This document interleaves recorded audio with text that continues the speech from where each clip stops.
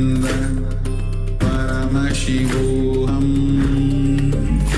Om Nithyananda. Paramashivoham. Om Nithyananda. Paramashivoham. Om Nithyananda. Paramashivoham. Om Nithyananda. Paramashivoham. Om Nithyananda. Paramashivoham.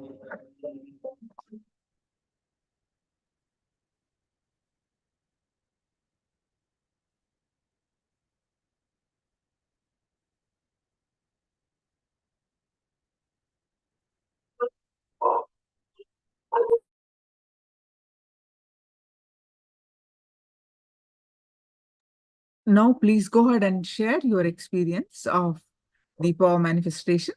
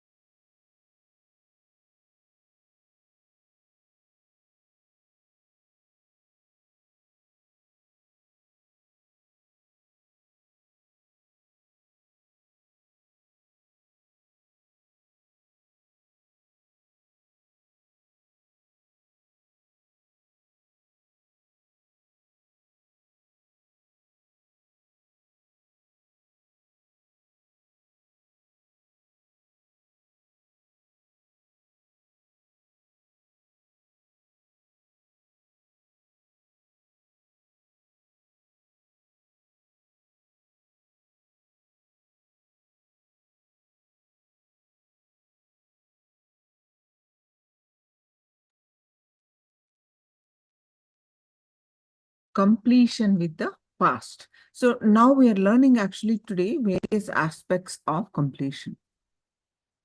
Now we're going to learn about the completion with the past. To experience the Nityatva, meaning eternity. The truth of eternity, many of your patterns, sufferings, fears are impulsive, not existential based. If you decide to sit with you and relaxed way look at you and have a matured conversation with you, much of your fears have no place inside you. You just want to throw a tantrum. Hey, how can he do that? How can she do that? How can this person do that? How can that person do that? If you are interested in throwing tantrum, all the fears, greed, everything has a place in you. But this constant tantrum-based reaction and action, the life you are going to manifest around you is going to be hell.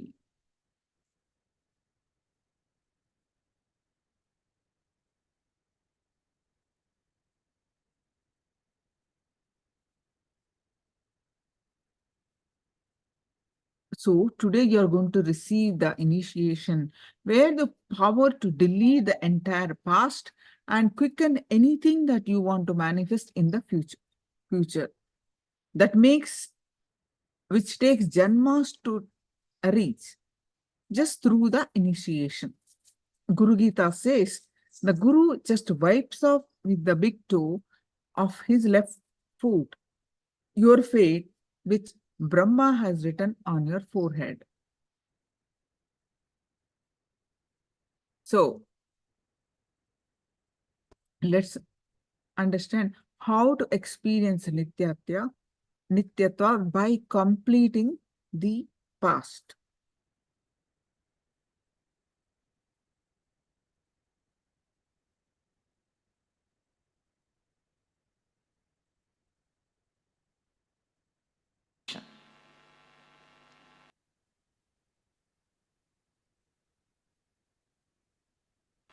What is incompletion? Past interfering into the present and try to manipulate the future. That is incompletion.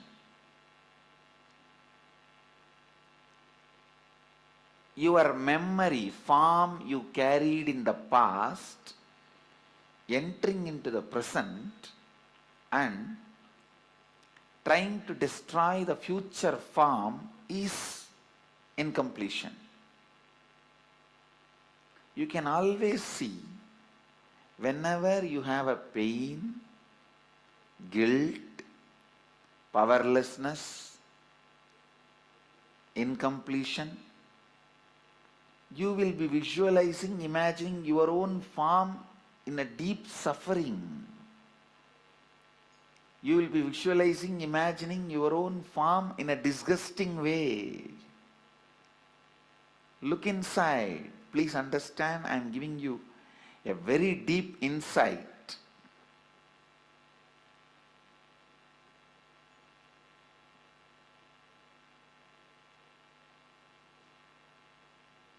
Whenever you are powerless, angry, violent, incomplete,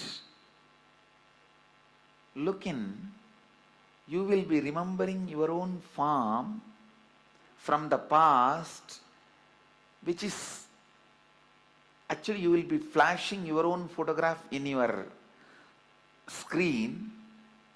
Let me talk in the language of computer, you will understand. You will be running your own photographs in your screen, inner space screen, which is taken during the very sad, depressed moments.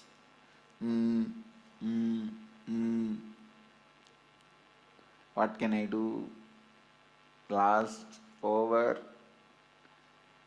That kind of the photographs which you have taken at the wrong moment and preserved, stored in high resolution, in a stupid way, in your inner space, you will go on be replaying them. See, whenever you are powerless, you are not going to remember the full smile photograph of you or the ecstatic photograph of you. When you remember that, you are going to be in the space of completion.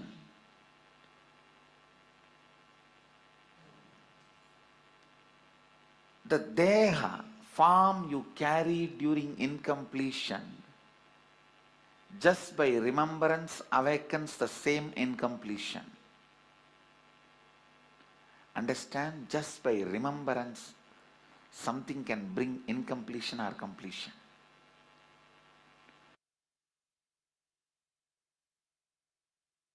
The moment one incompletion is triggered by somebody, then that's all. You don't see the world anymore.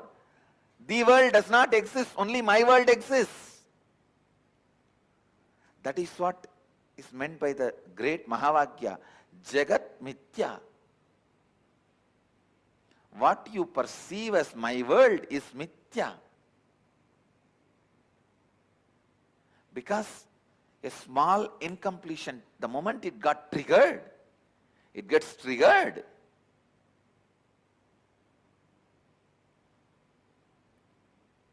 A small incompletion, the moment it gets triggered, you stop seeing the world and you are deluded in my world. Brahma Satyam, Jagat Mithya. I don't disagree. Jagat Mithya. But that does not mean in your actions you will not radiate the truth Brahma Satyam. In your actions also you have to radiate the truth of oneness, non-dual consciousness. While you are seeing your finance, your accounts, sitting with your auditor, do you feel that oneness without falling into the powerlessness? While you are sitting with a spouse and having a dinner or lunch, do you feel that oneness without falling into the powerlessness? When you are sitting with your team and discussing your corporate strategy, your office strategy, your consciousness, does your consciousness be established in that oneness and non-duality without falling into the powerlessness? Look in.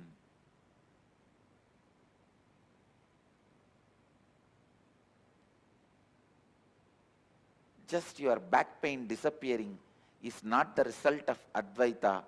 All the pain which you have hidden in your back should disappear. Not just back pain disappearing. All the pains which you have put it in back has to disappear. Suddha Advaita Sugabodha Jnanam. The pure Advaitas, joyful influence and the wisdom which comes out of joyful influence. Please understand, the joyful influence of Advaita is what I call completion. The joyful influence of Advaita is what I call perpetual completion. The joyful influence of Advaita is what I call Sagaja Samadhi.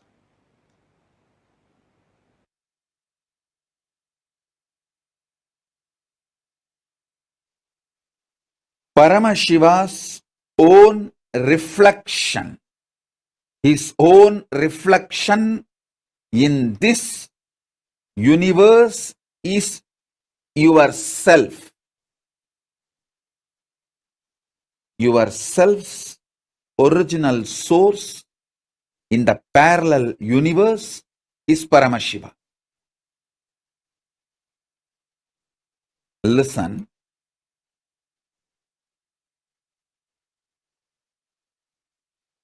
Understand this example. A swan, Paramahamsa, flying on the sky, is just floating in the sky. His reflection falling on a swimming pool. The reflection is you. The swan is Paramashiva. The swimming pool is your body.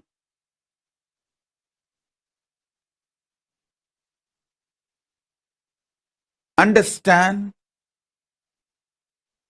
the moment reflection looks back to the source, it realizes it was, it is, it will be forever Paramashiva. Sometimes the reflection feels it is being hurt by the waves in the swimming pool.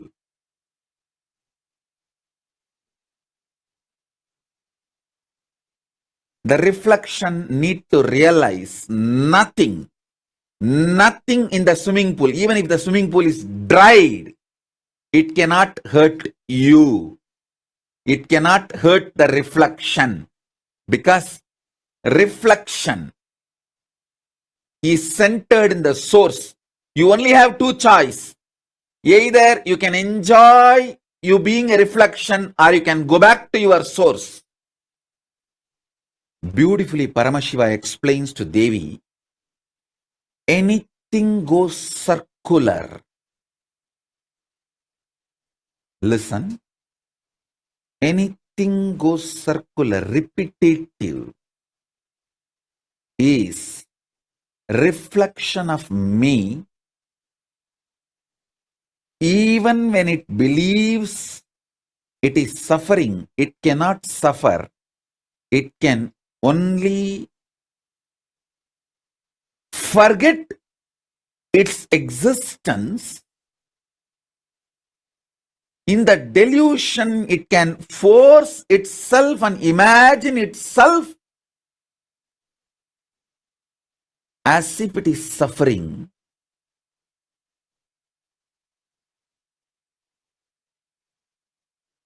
When that reflection looks back at the source, it realizes it is Paramashiva. It can never suffer. Listen. Listen to this deeply. You in the parallel universe is Paramashiva, the great swan floating in the space.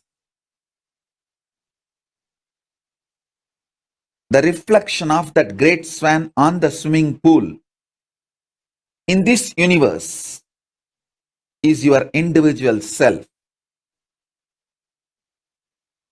That swimming pool is your body.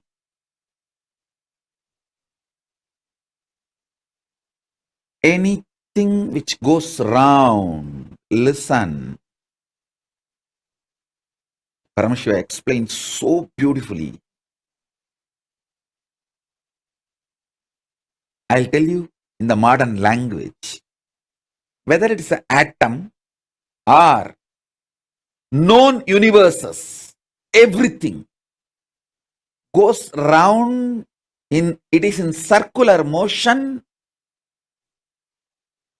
in the space, in Chitagasha, conscious space.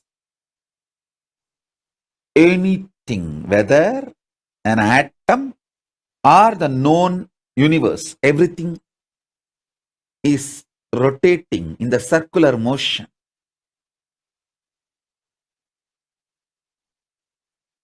What is created in the circular motion is called circular time.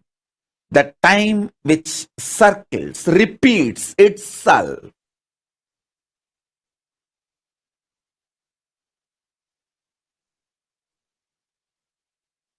You can see in your body, your hunger repeats itself. Your number 1, number 2, number 3 repeats itself. Your sleep repeats itself. Your patterns repeat themselves. Your decision to smoke, your decision to drink, your decision to be addicted to something, everything is repetitive. Understand? Anything which repeats is in the circular time motion. It is within the field of Nirantaratva but not Nityatva. It is within the field of Nirantaratva but not Nityatva. If you know, anything which repeats does not hurt you, cannot hurt you. You are liberated from time. You are liberated from Kala.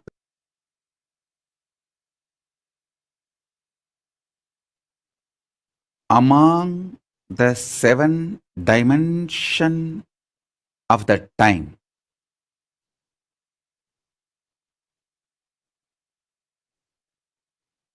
Space before the past. Past. Past merging into the present. Present. Present evolving as future. Future. Future merging into the space beyond future. So totally in the 7,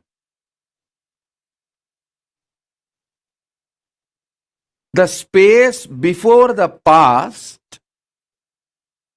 and the space after the future is established in Nityatva, eternity, past, present, see, listen,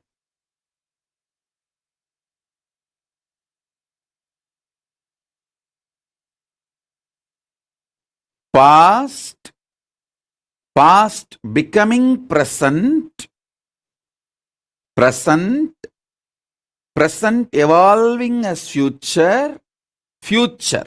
This 5 is Nirantaratva. In this Nirantaratva 5, only the present moment touches Nityatva. So, if you want to enter into Nityatva, voluntarily, if you want to break this Kala Chakra consciously, the door is open only in the present.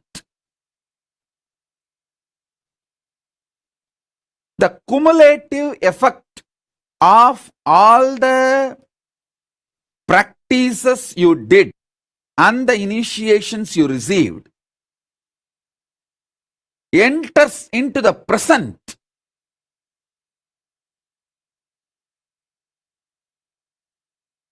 And makes you experience Nityatva. Listen. I wanted all of you to remember the cognitions I gave about Nityatva and Nirantaratva. Nityatva is 7, Nirantaratva is 5.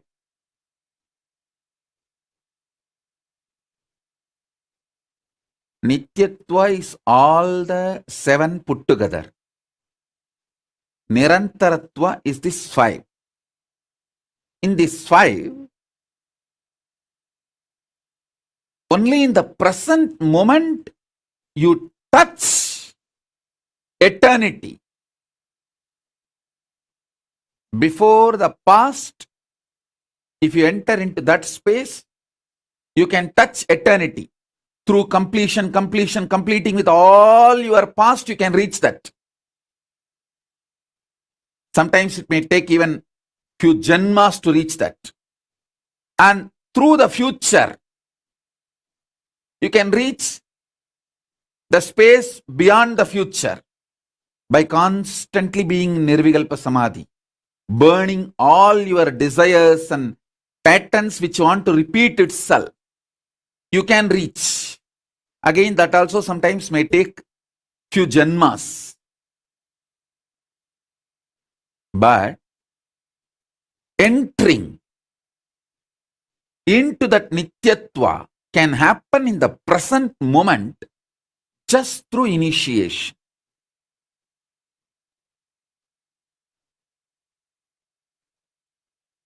Remember the definition and the revelation about Nityatva. Remember the truth about Nirantaratva. Remember the next statement I made. you can reach into Nityatva by going before the past. You may need to complete the past. By completion, you may enter into the space before the past. You can enter that way. That is also one path. There is another one path where you can enter into the Nityatva by exhausting all your future.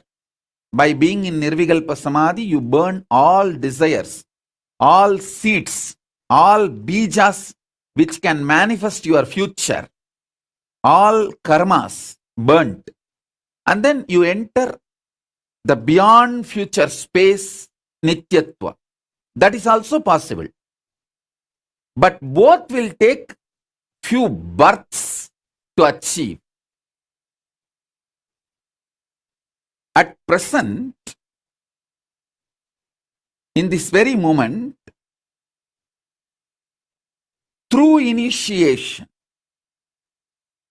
I can put you into eternity, Nityatva. In this present, three things are going on inside you. The identity default you cherish. And the identity you consciously want to manifest. And the struggle between these two identities, your doubts, hatred, denial.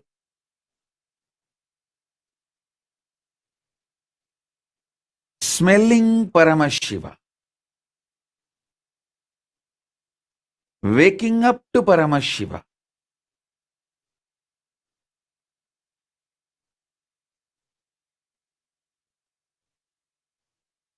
Waking up to this highest. In this moment present, it can be done through the initiation.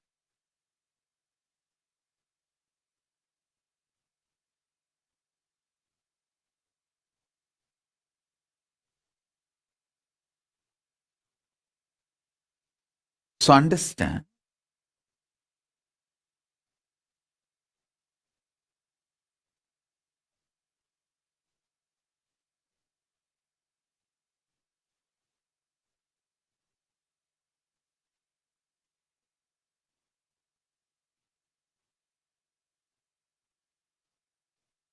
that is why always the ultimate manifests through initiation. Small things you can achieve on your own through tapas. But the ultimate is done only through initiation. It is only the transmission of lamp from fire. The fire is lit. From a lamp, living lamp, another lamp is lit. So, smelling Paramashiva, waking up to Paramashiva,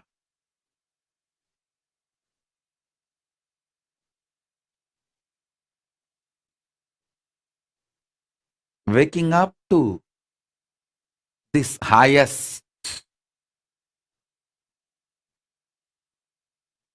In this moment present, it can be done through the initiation.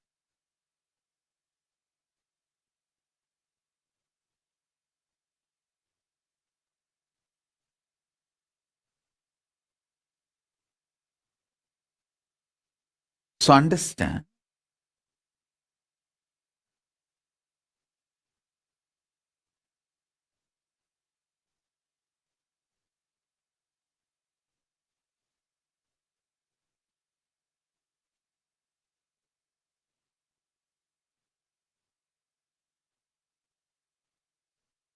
that is why always the ultimate manifests through initiation. Small things you can achieve on your own through tapas. But the ultimate is done only through initiation. It is only the transmission of lamp from fire. The fire is lit. From a lamp, living lamp, another lamp is lit.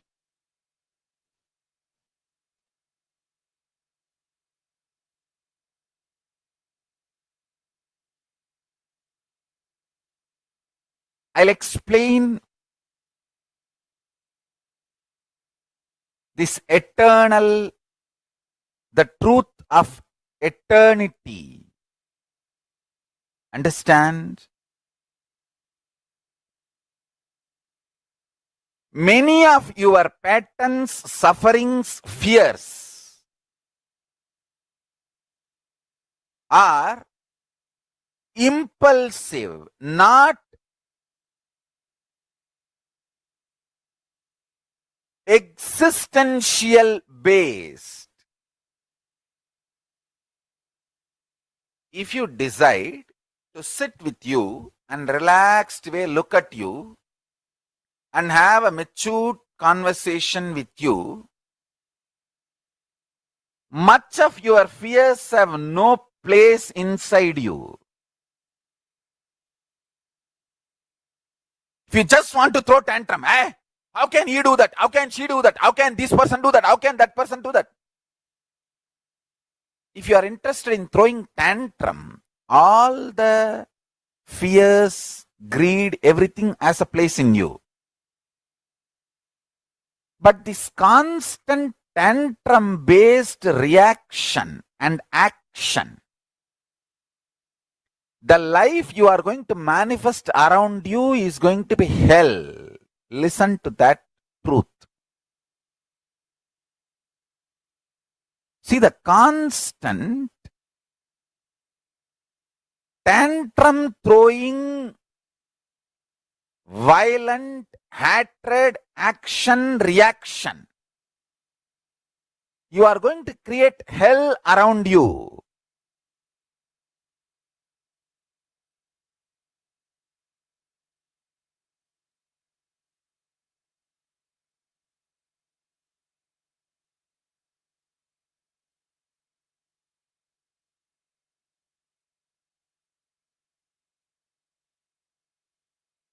Nityatva.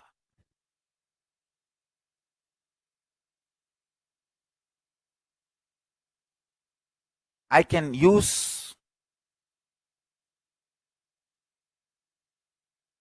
and maybe I'll create a new word. Eternal, cosmic constant.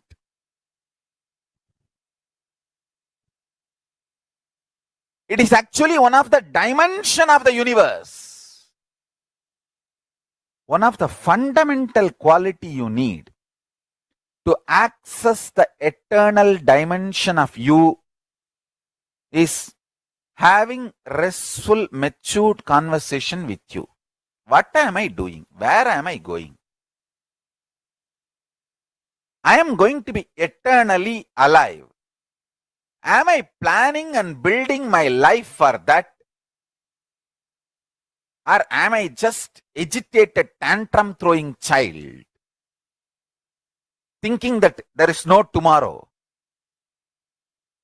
When it comes, let me face. Understand? All suffering is nothing but having this attitude. When it comes, let me face, and when it comes, you will not be able to face. That is a suffering. Understand? This is two important statement I am making.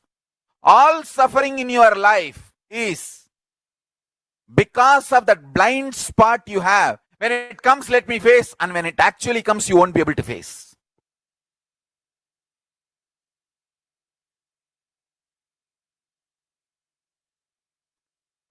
In the past, you have a full freedom to form opinion about your past, and you have full freedom to create the possibility of your future. This clarity you will get only if you decide to do tyaga. Listen. I am freed. I declare boldly, I am freed, liberated from sufferings once for all. Suffering related to past, suffering related to future. Because I decided to do tyaga. Understand? You can always sacrifice the achievements, pleasantness, bliss, joy related to your past. You can always forget that you completed PhD. But you can never forget you got delayed for one of your examination because you spent time with your girlfriend, or you slept and you did not appear for that examination. That pain you will be carrying even now. Sacrificing the past related pains, understanding even factually, many of your pains are unjustified and incorrect. Understanding even factually, your pains are not supported, justified by the reality, real happening is completion. I am repeating. Even factually, as per the real happening, what has happened, if you look what has happened from all dimensions, even your pains are not justified. Your pains are not really right. Even your pains do not have justification to exist in you. If you see the past happenings multidimensionally, is completion with the past. I tell you, how much ever you say, no, I know I have some pains which are absolutely justified. No. You may be Guni, you may be Kaikeyi, you may be Surpanaga, you may be Danganaka duck, Danganaka dick, I don't care. You are wrong.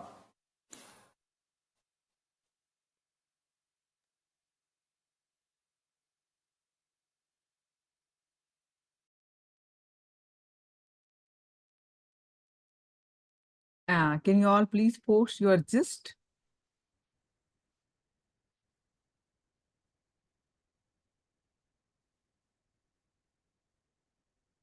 Now let's do one internalization exercise on this.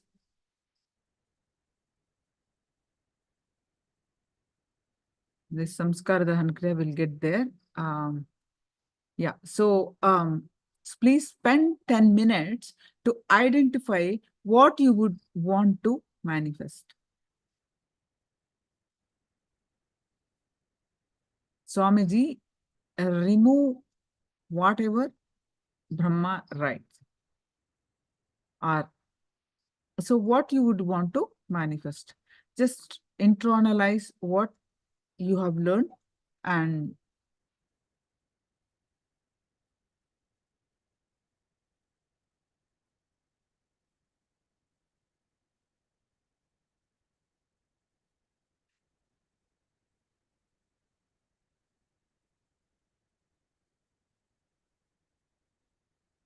yeah, spend few minutes to internalize and put it what you would want to manifest.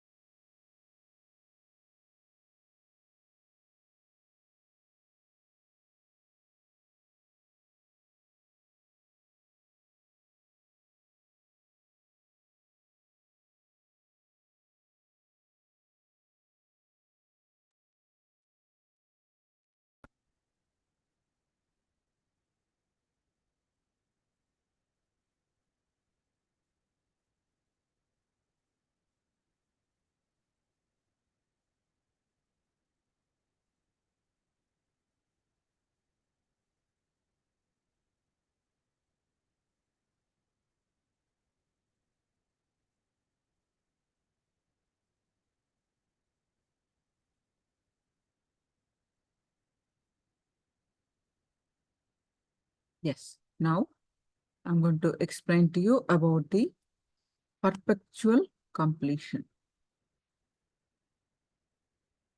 Sahaja Samadhi.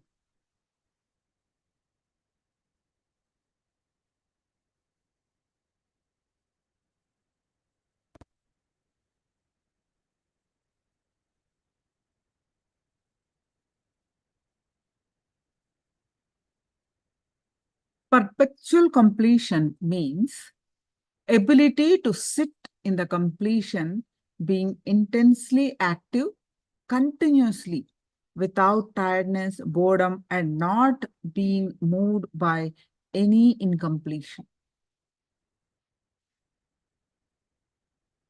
Perpetual completion is nothing but understanding that completion is easy and you opted for it.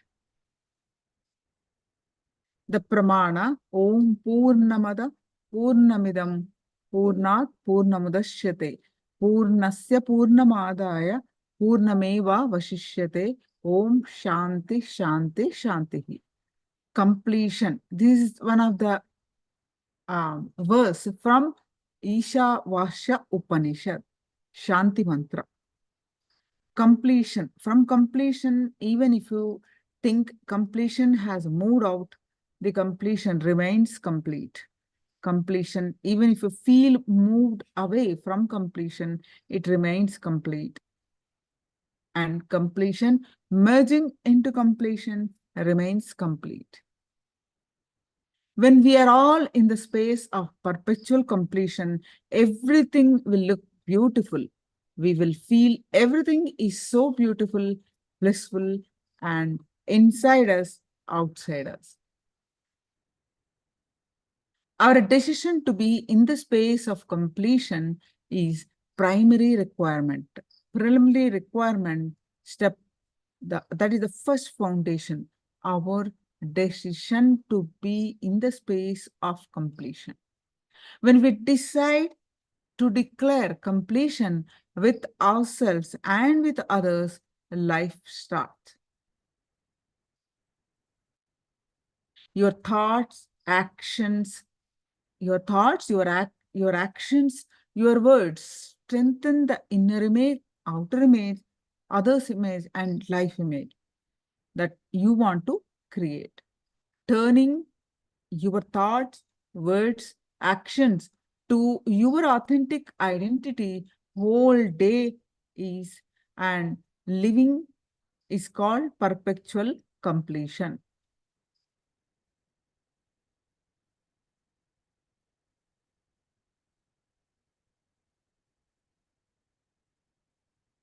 The inner image, all of you already know. Yeah. So deciding and declaring. What you declare? I am in the space of completion. I decide to reside in the space of completion forever. I'm going to be in the space of perpetual completion forever. The moment you decide, your declaration to yourself is the bridge on which now everything can start getting built. This is the foundation. You need to be convinced within you that you want to be in the space of completion. So declare. The moment you declare completion with yourself and others, life starts, and it does not need any other practice than simple declaration. Remembering perpetual completion completes us. Constant remembrance of perpetual completion leads to the liberation, Smaranat Mukti. When we are in the perpetual completion, we can constantly feel mild pleasantness in our life.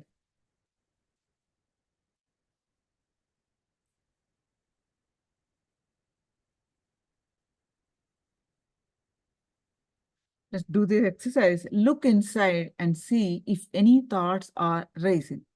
Find the source of these thoughts and relive to complete the incidences. Now, let's listen from Swamiji what more details on perpetual completion, and we'll get back to this exercise.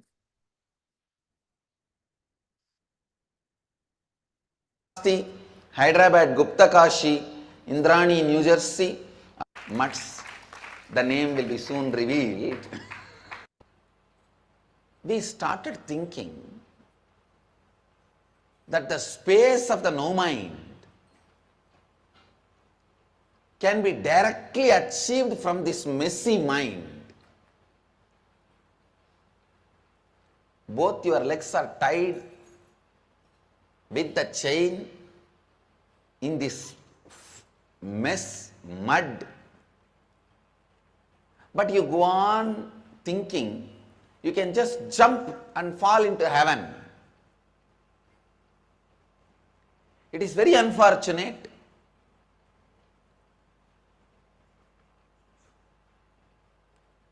The Bhashyakaras, Vartikakaras, Tikakaras of many of the Hindu philosophies, usually Bhashyakara means Shankara, Vartikakara means Sureshwaracharya. But here, when I am using the word Bhashyakara, Vartikakara, Tikakara, I am not mentioning them. I am not talking about them. I am talking about many people who tried to interpret, missed this one of the important point.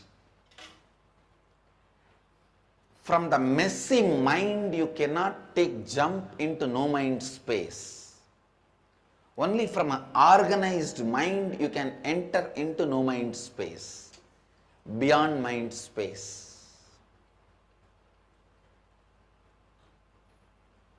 Ramakrishna was able to catch it because Ramakrishna is an experiential expression.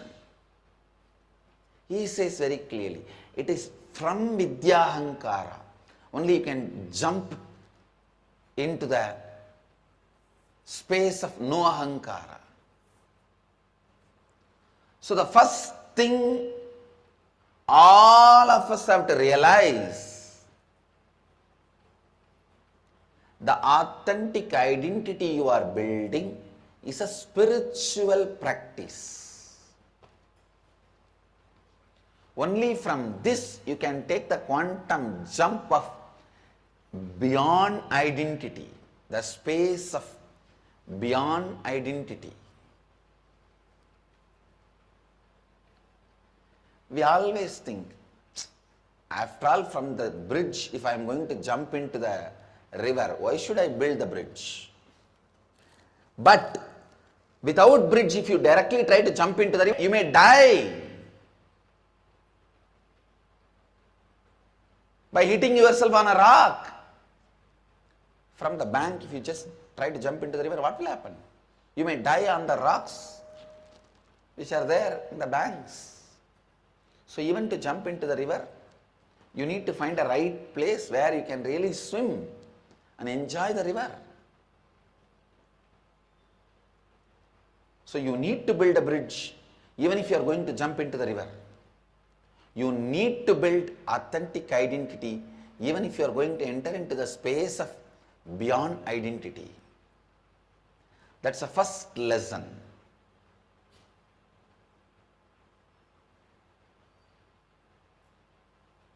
Buddhism, I tell you, being one of the leaders of Hinduism, I tell you with all the respect, Buddhism did not miss this truth. You need to build mind to jump beyond mind. Very unfortunate, we missed it. We really missed it, a very bad miss. We were always imagining, just like that suddenly we can jump into. It is possible. I am not saying it is not possible. The sudden enlightenment is possible, but it is not for mass. Very rare, few intelligent beings declare that sudden completion, like Valmiki, Ramadasa, Arunagirinatha Swamigal, of Thiruvannamalai. Not Arunagiri Yogeshwara, Arunagirinatha, great devotee of Subramanya.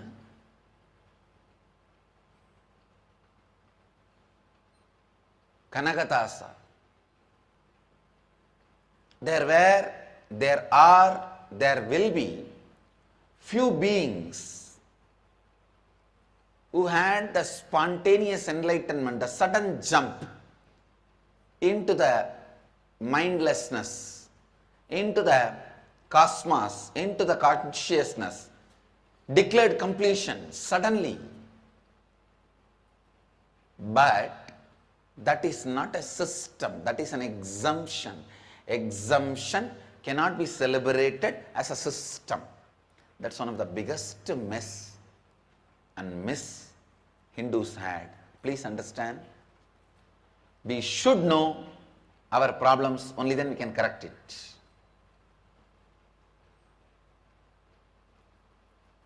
The practices of building the mind.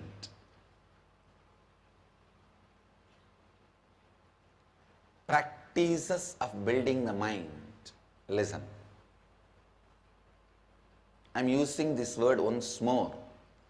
Practices of building the mind is as important as practices of building the body, like eating, sleeping. I wanted this as the punchline for today. Just like sleeping, completion is required for mind. Just like eating, authenticity is required for the mind. For body, eating; for mind, authenticity; for body, sleeping; for mind, completion. Like how you eat all day. If you don't have work, you are only eating or drinking.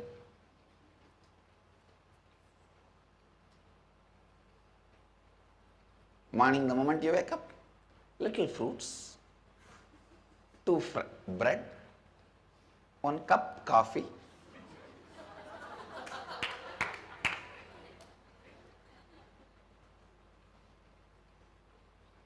and then brush the teeth.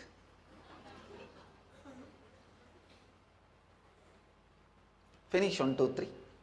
Come back and have just few idlis, hot idlis, chutney, sambar. And then while you are driving to the office, little French fries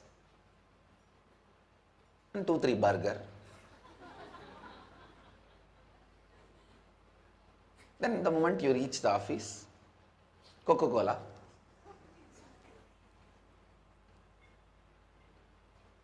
Whole day how you go on and on and on eating.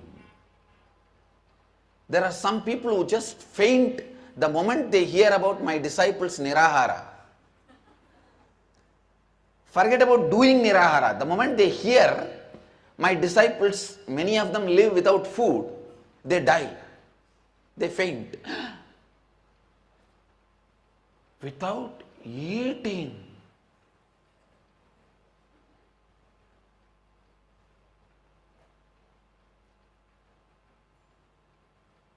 All of you should know, I may not be directly conducting the Nirahara Samyama, but it goes on. Thanks to hats off to the sincerity of Sri Priyan and Nitya Devi, 27 batches of Nirahara Samyama level 1, level 2, level 3 is done successfully. And it is going on. I wanted this to be part of our university syllabus also. Thanks to Sri Priyan and Nitya Devi's sincerity, I am seeing regularly, they put it in the Facebook, enroll people, send them instruction, conduct the Nirahara Samyama.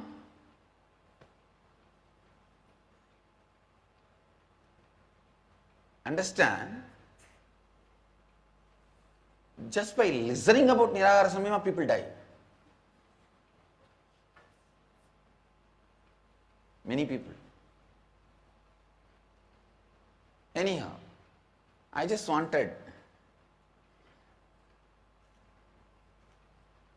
you guys to know authenticity is much more important than eating. Same way sleeping. Completion is much more important than sleeping. Whole day build your identity with authenticity. See, every step, every action, every inch, every step, every action, every inch, every thought goes on, should get aligned to what you want to be. Listen. The muscles which are not becoming part of your body only becomes tumor. Your thoughts and actions, words which are not becoming your authentic identity only becomes incompletion. Your incompletions receives energy from you. Your tumor grows from the energy supplied by your body. Don't think your enemy is supplying energy to your tumor from somewhere. No. Your enemy should not agitate you with the wrong beliefs. You should agitate your enemy with the right facts. Understand? Never allow yourself to be agitated by your enemies. Be very clear. No enemy can supply energy to your tumor. No enemy can supply energy to your inauthenticity. It is you who supply energy to your inauthenticity. You who supply energy to your tumor. Nobody else. So whole day you will see your thoughts, your actions, your words strengthen the inner image, outer image, others image, life image you want to create. Tuning your thoughts, words, actions to your authentic identity whole day and living is what I call perpetual completion. Listen. Perpetual completion. Whole day, whole night, continuously, perpetually, your thoughts, words, actions, strengthening your authentic identity is perpetual completion. If you want your identity to be very friendly, loving, never ever use a strong abusive word. Don't think, no, I want to be friendly with that group. But with this fellow, if I use the abusive word, what is the wrong? No. That group may not listen to this word, but the effect of this word will be there inside you, which will be smelled by that group. You can never cheat yourself. So understand,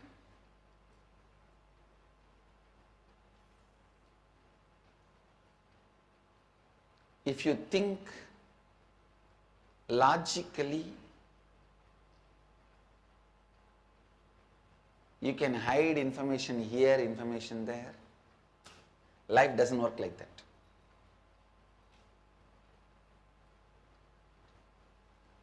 Bring authenticity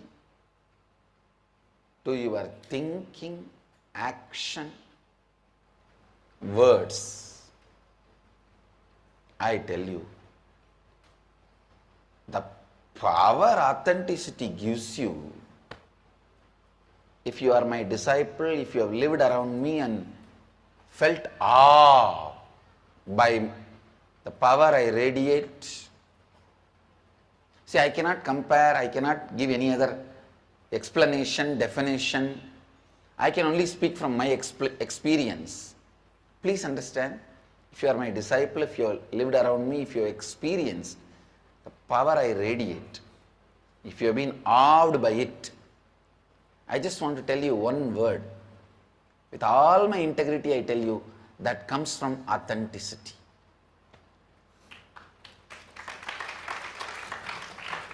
Practice authenticity, I tell you. Even if you are sitting in a secret cave and locking yourself and practicing authenticity, the moment people see you, they will simply walk behind you.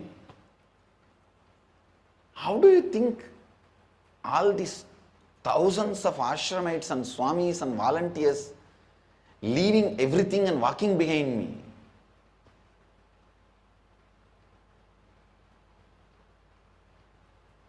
Neither then nor now.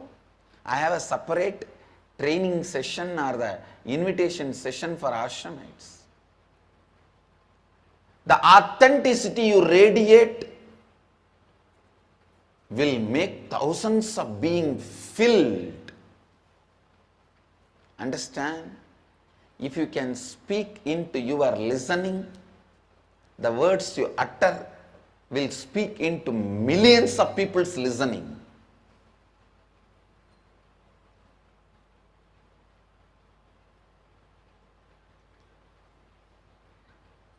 When your actions become authentic to you, you will have thousands of hands to act for you. When your words become authentic to you, your words will move millions of lives. When your thinking become authentic to you, you will be able to reproduce that same thinking in millions of people. Understand? Just if you authentically align your thinking to your authentic image, your inner image, outer image, others' image, life image, if you just align you to your authenticity, suddenly your thinking will become so powerful, it will simply fill, inspire, show path to millions.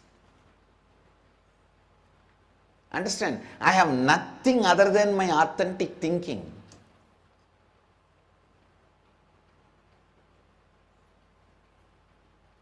But that is everything. I am not a intellectual orator, doctorates, PhD, Pachdi, Kichdi.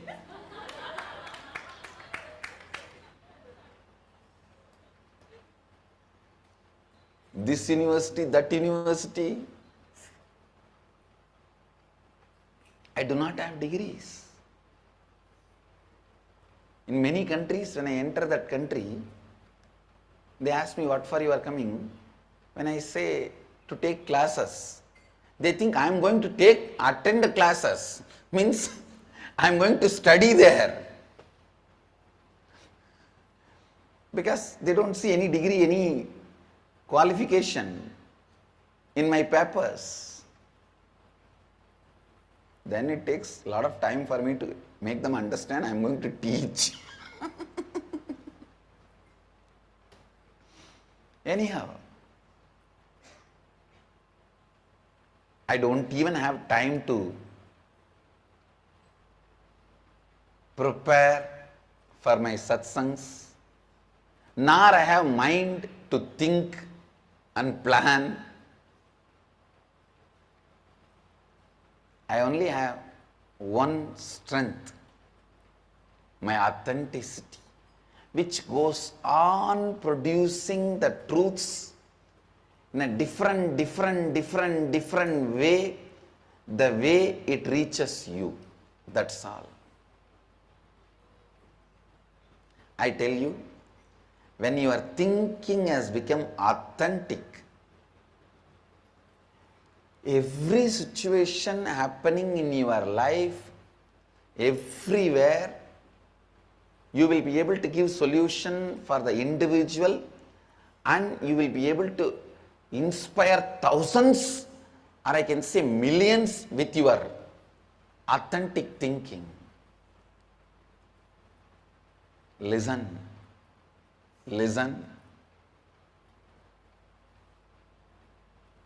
Authentic thinking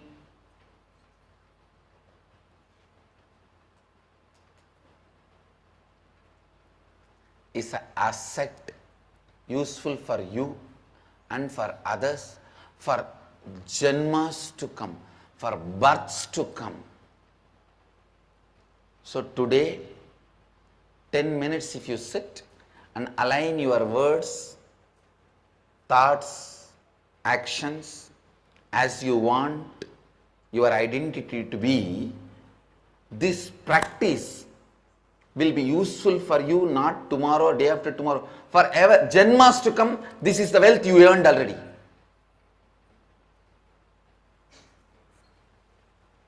The wealth of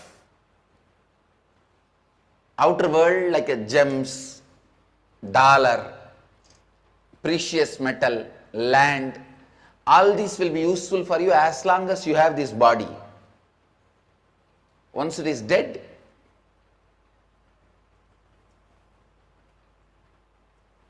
it will not be useful for you. But actually I am working on creating a new system. I am already consciously scanning and studying how the Tibetan lamas, karmapas, reincarnations are recognized. So now I am going to make the same system. If you are a Mahant and build a Sangha, then you come back and join the Gurukul, and next birth you take charge of the same ashram and become a Srimant.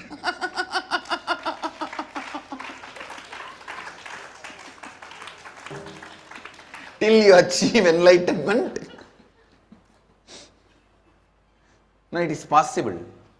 It is possible. The same birthmark will be there when you come back, and with that you can be recognized. See, when you are alive, during certain initiation, the high peak energy of your body is awakened.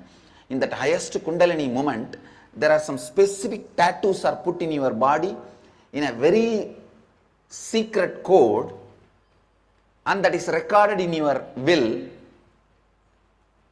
Next time when you come back, you will carry that same birthmark in same place, in a same shape. It is possible. It is possible. How I am carrying the birthmark of this whole Biddi map, Biddi campus map is there as a birthmark. It is possible. Please understand, I am not talking some foolish, superstitious thing.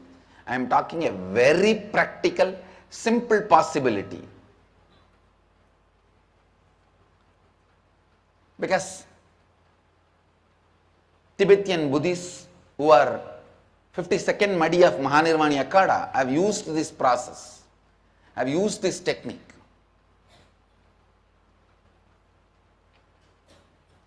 Wealth can be useful only in one birth. Knowledge can be useful only in one birth. But authenticity will be useful for janmas, births after births after births. If you build authentic identity, you don't even need to have the birthmark to come back and reclaim your wealth. The moment you land, you will see everything is there around you. Many of our Krama Brahmacharis are last time missed only. Now they are back. Bhagavad Gita very beautifully says, Bhagavan explains, even if you practice little of this yoga, it will be a great help for you, for your births and births and births to come. Janmas and janmas and janmas to come. I tell you, I will exactly say the same thing for your authenticity. Even if you put little energy and practice, it will help you so much. Let me give you the exact practicing technique. Sit and see this action you are doing. Is it furthering the identity you want to build, or is it compromising? The thinking you are having, is it furthering the identity you want to build?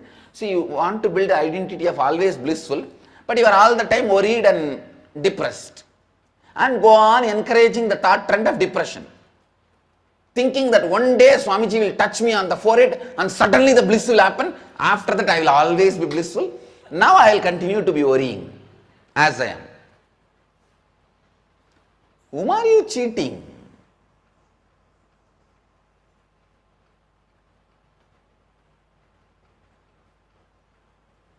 I can only put fire, whether to be a banana tree or a bomb is up to you.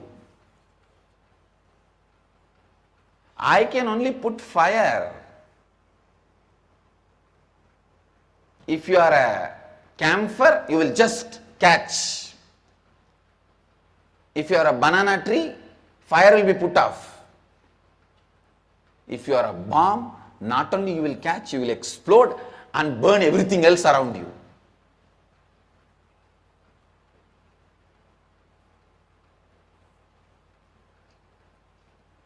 Banana tree is the fools who miss the Guru. Camphor are the enlightened beings. Bombs are my sannyasis.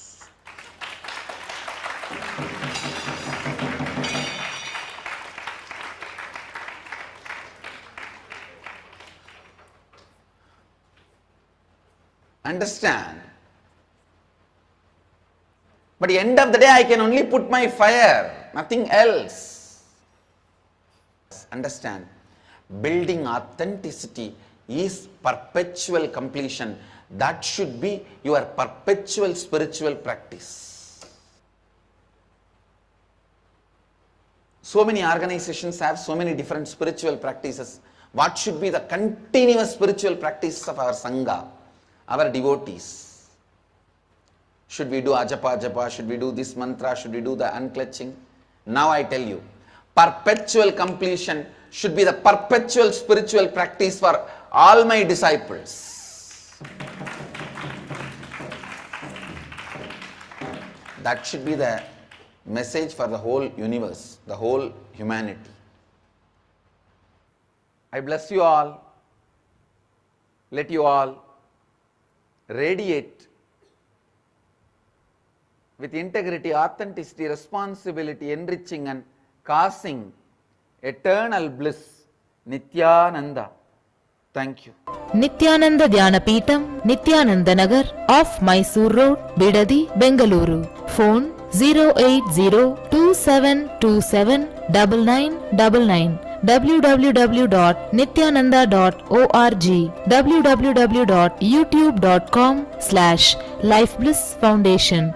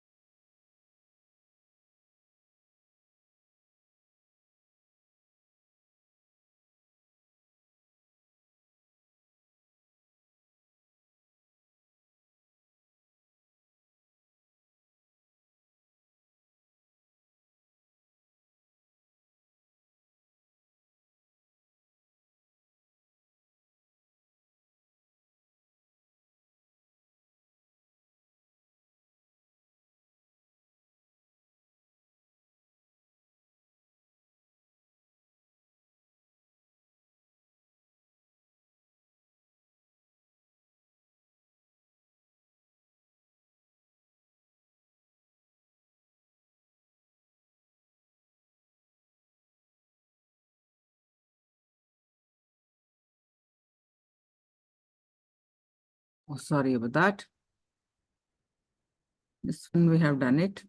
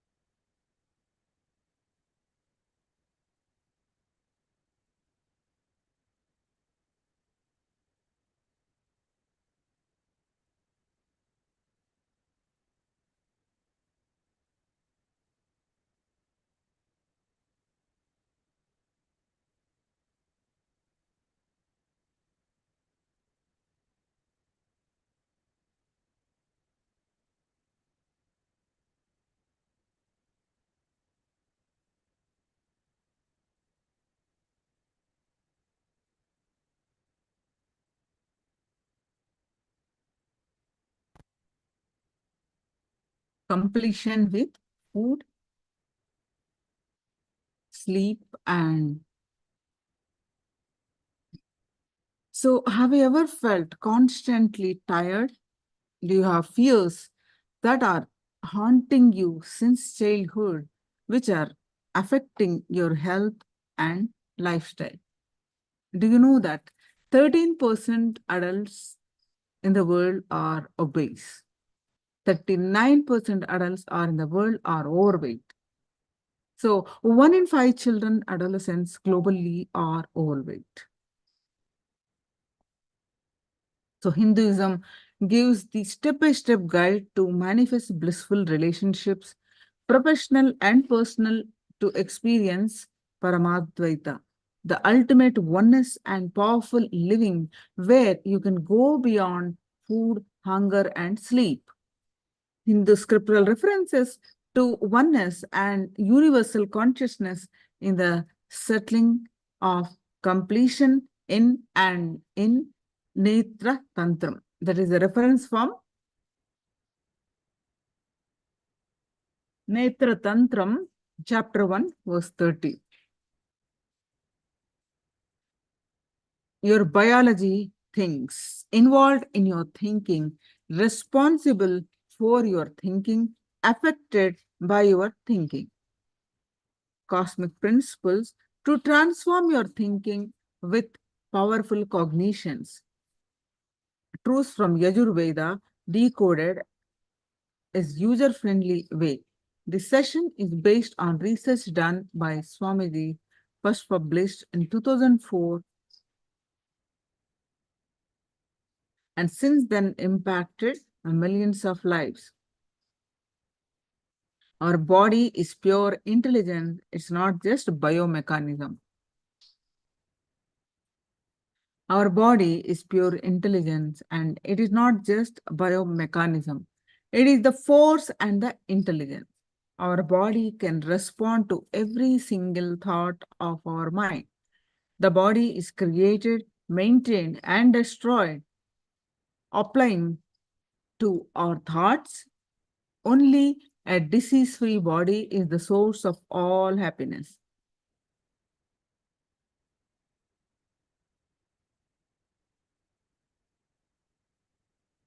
The body is the principal means, dharma, artha, kama, and moksha. Therefore, good health must be maintained by perfect diet, discipline and daily routine, and benevolent to conduct.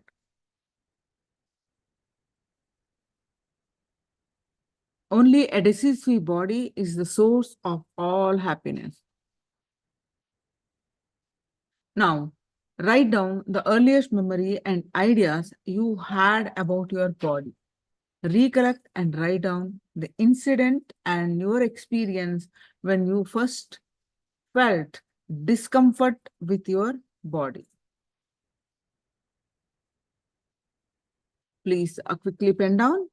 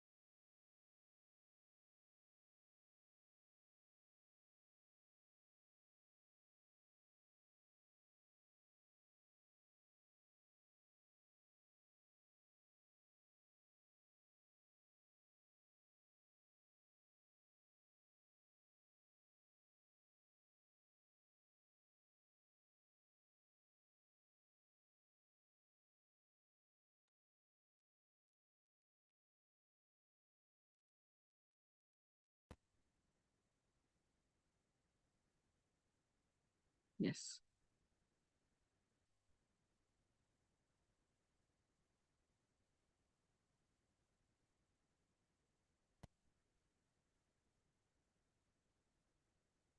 So, your body is your life. Your body is your ability to manifest consciousness. The idea you have about you directly plays a major role in assembling your body. So, we can consciously design your body as we want with yoga. We can consciously design our mind in such a way that suffering cannot touch us. So,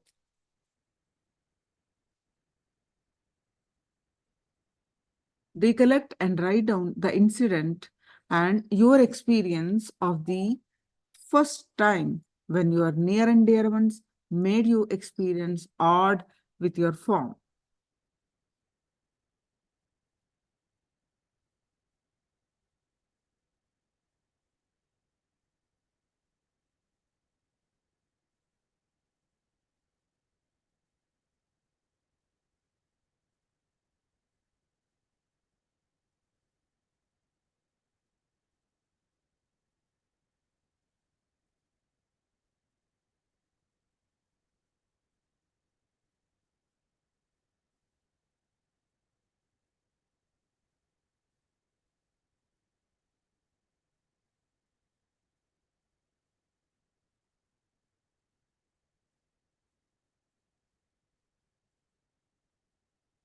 Yes, now let's learn about completion, the smart way for rapid enlightenment.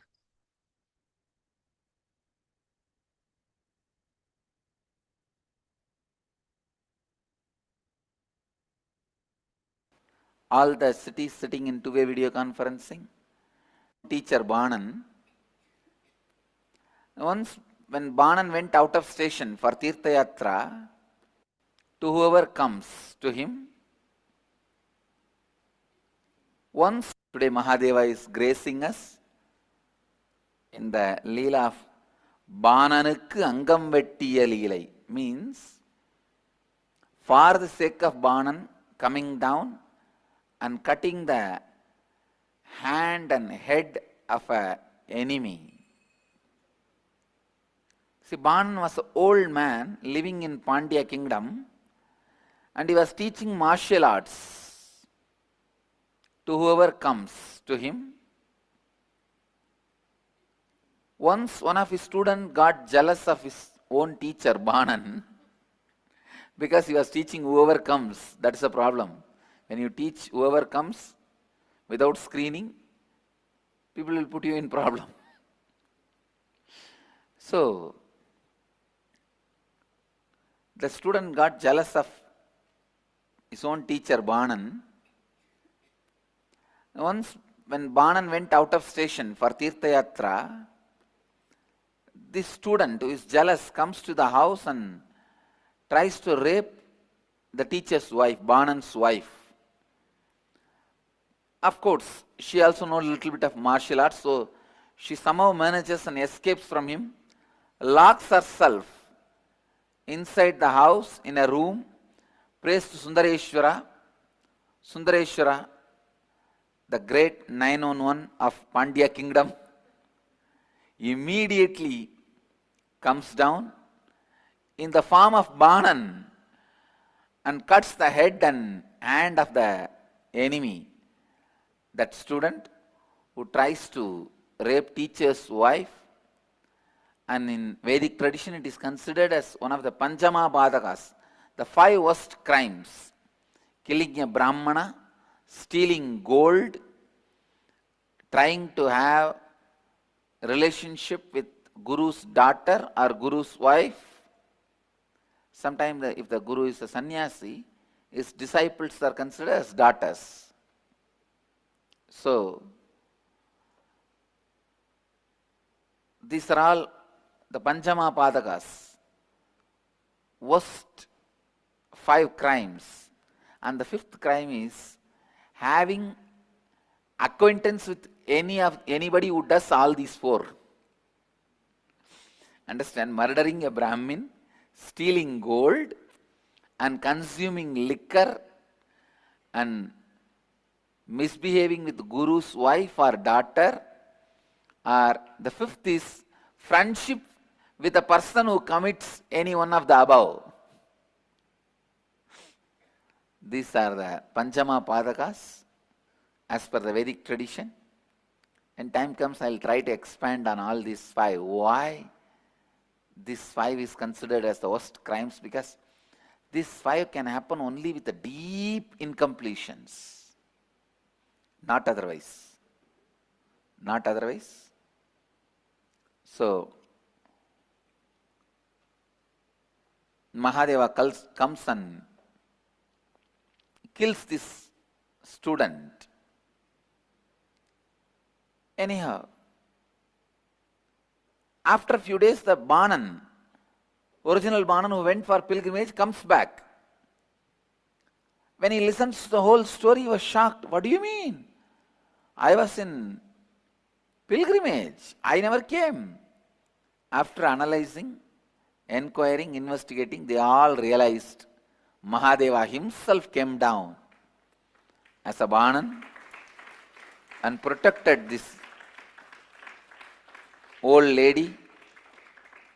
Of course, when Banan is an old man, she must have been an old lady. Protecting the old lady and killing this Panchama Padaka. So, today Mahadeva is gracing us, all of us, in the Leela, the form of Bananukku Angam Vettiyadu, means cutting the hand and leg, cutting the hand and head for the sake of Banan.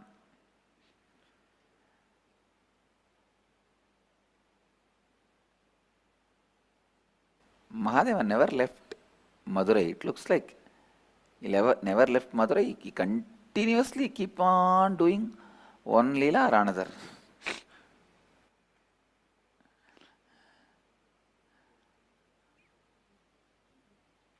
And today I have one more beautiful thing to introduce to all of you. The Science of Living Enlightenment book is now available for sale.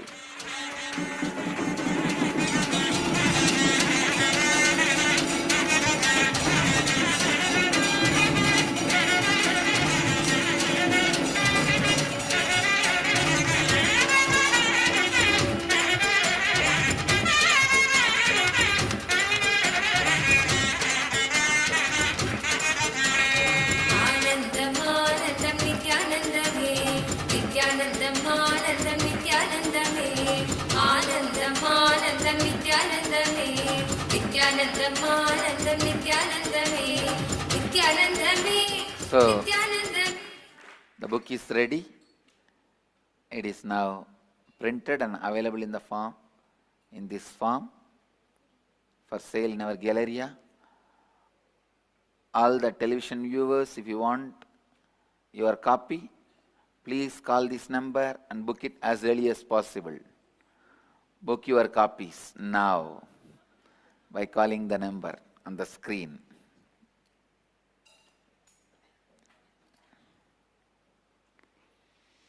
Today आज मैं the science of living enlightenment इस पुस्तक को आप सबके सामने प्रस्तुत कर रहा हूँ।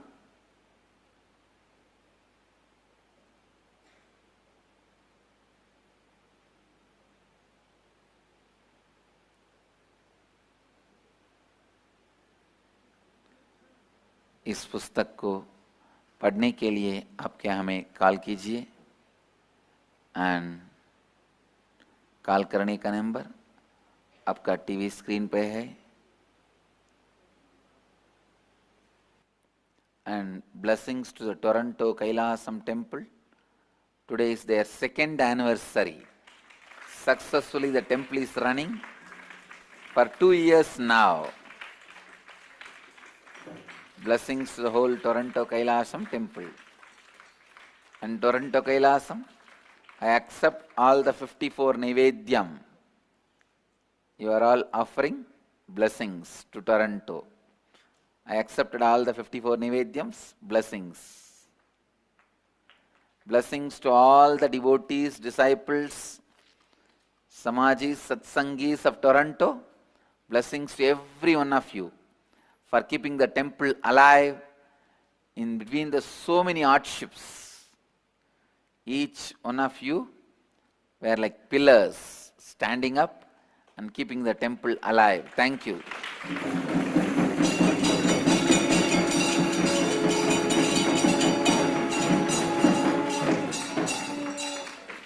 I'll start Nitya Satsang. Today's subject, completion and creation. Please understand,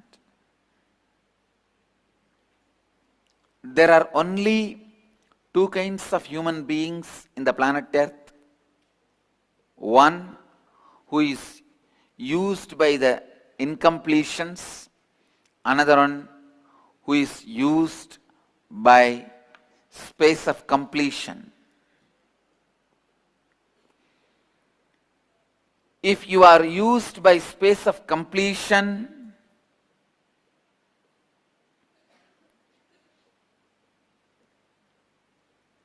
please listen. If you are used by the space of completion,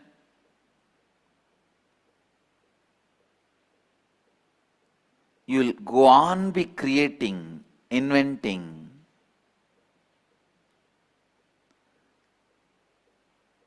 You will be going on creating and alive.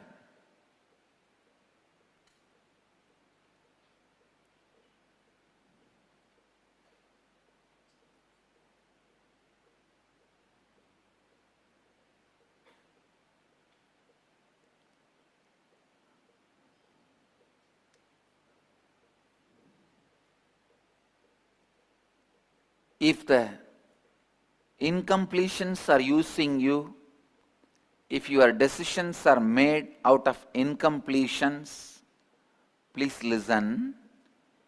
If your decisions are made out of incompletions, it will tire you, continuously exhaust you. You will be waiting for death. You won't be living the life, you will just be waiting for death. If the incompletions are driving you, everything in the life, even the so-called pleasures, will be boring. If the completions are moving you, everything in the life,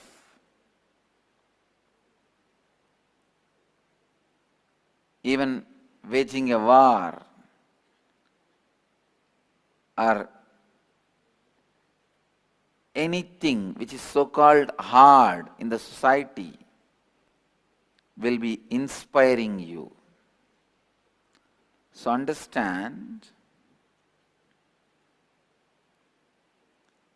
if the completion is driving you, you will find solutions for your problems very easily, simply. I have a story for you guys. NASA scientists, after going to moon, after the moon mission, they realized the ballpoint pen does not work in zero gravity. So,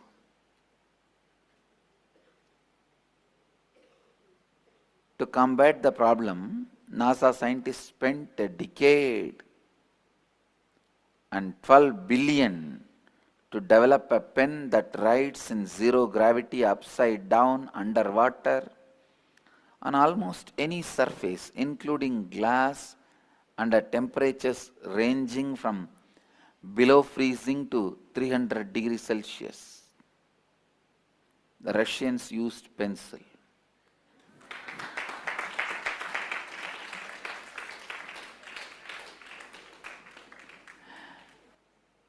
I know why NASA is filled with Indians. You should know. The majority in NASA are Indians, not Americans.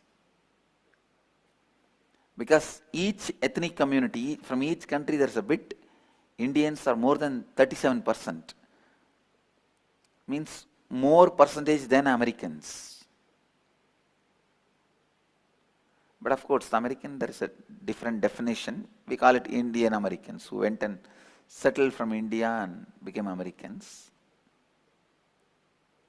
Why the Indians are filled? Because Indians, once you wound their ego, they will go crazy. No, really. I tell you why the Indians are the most richest ethnic community in US, because they are beaten by the poverty here. See, the people who went from here and there and settled, they all went a generation before. They all have been beaten by the poverty here and ran away there. So that incompletion of poverty drove them.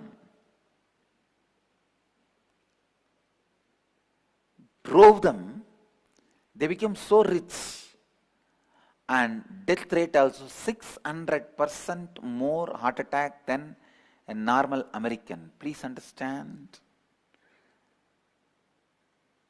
The Indian Americans suffer 600%.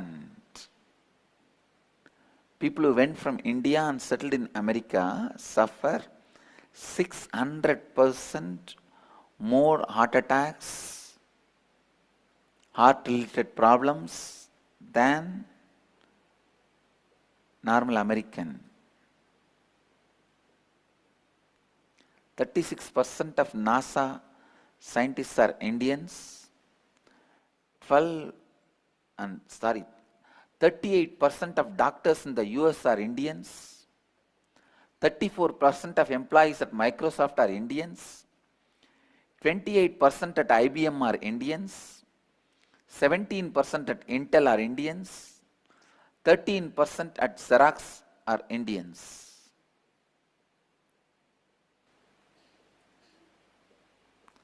And not a single Indian beggar I found in whole US. That's the most surprising thing.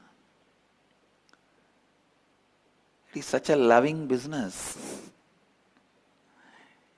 and flourishing business in India, not a single one. I know the reason for their success and I know the reason for their deaths. I know the reason for their economical success. I know the reason for their heart failures. Because they are driven out of incompletions.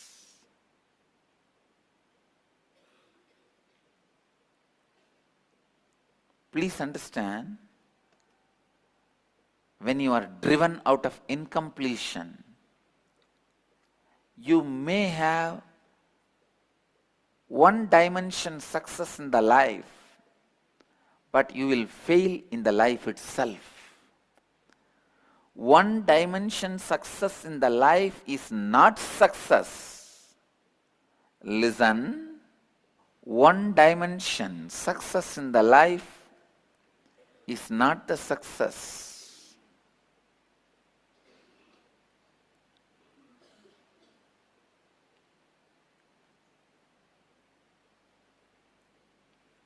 Your logic becomes, your logic gets sealed in inadequate cognition when incompletions drive you. Please listen. Listen. Your logic gets stuck in the inadequate cognition when you run with incompletions. I'll give you one example.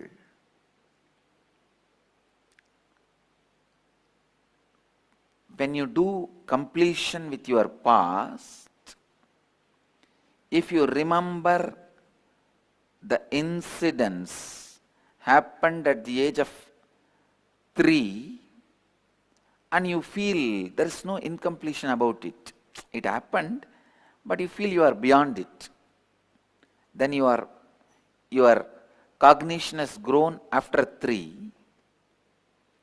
If you remember the incidents at the age of 7 and again you feel there is no load, weight about it, then your cognition has grown beyond 7.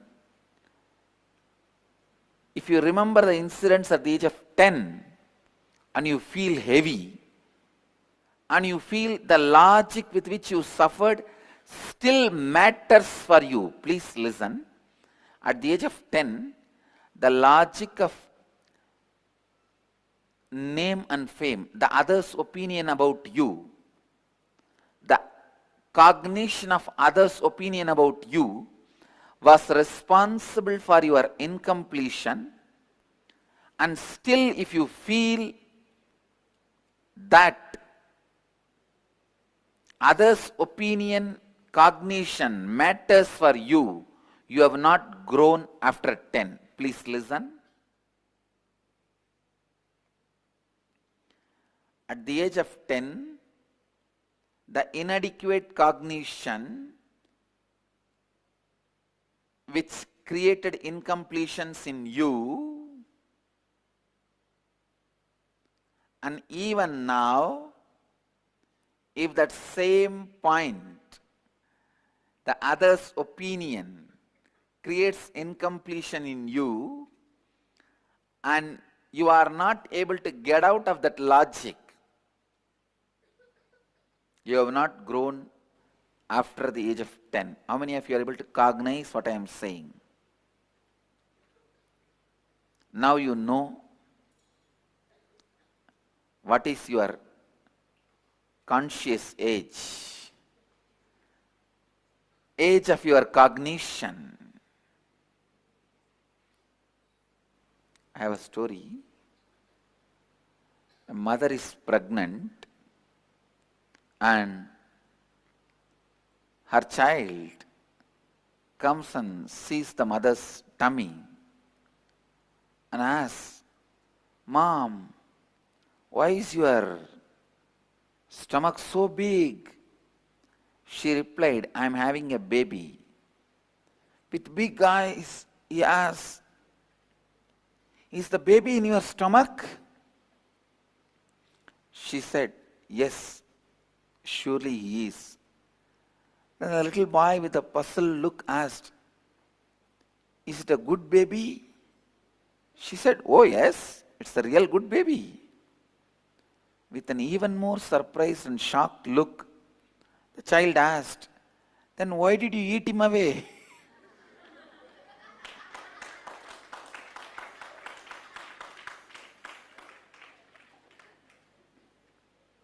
Please understand, when we listen to this joke, we laugh, but we forget to notice in our life also, many times we are stuck with these inadequate cognitions.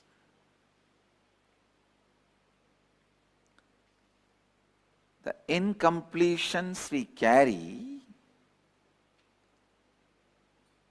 makes us stuck with inadequate cognition. It does not let us look, let us see the reality.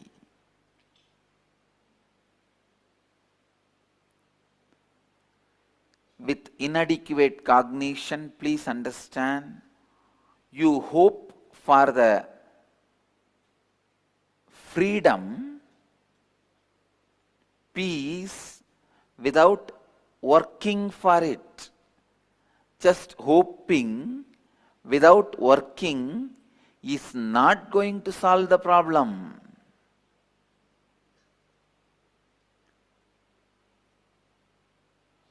Just hoping without taking responsibility is not going to solve the problem. Husband was reading a marriage certificate for a long time. Wife asked, "Why are you looking at that certificate for last 3 hours?" The guy said, "I am looking for an expiration date." No. Looking for expiration date is not going to help you, and you are not going to find it.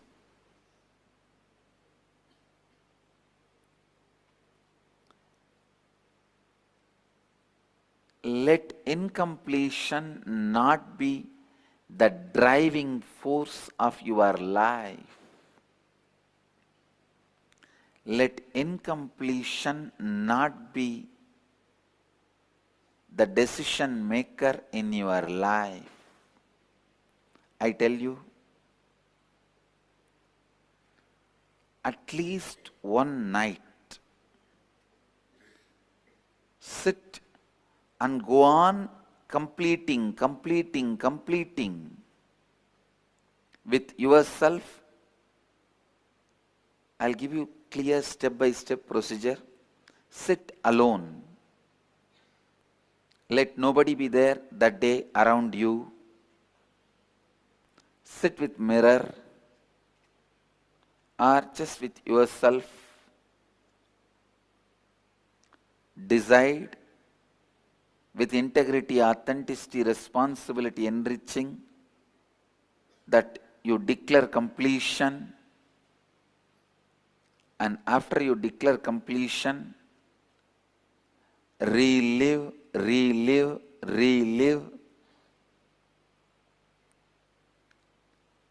every incident which makes you feel powerless the moment you remember it. And I tell you, if you do completion like this, after 3-4 days, you will be continuously doing completion whole night, even in the dream, even in the deep sleep state. How many of you experienced this practice? Raise your hand, let me see. So all of you guys have reached a very big level of completion. Actually, after this only your real completion starts. So even in the dream state and deep sleep state, you should be completing. Understand,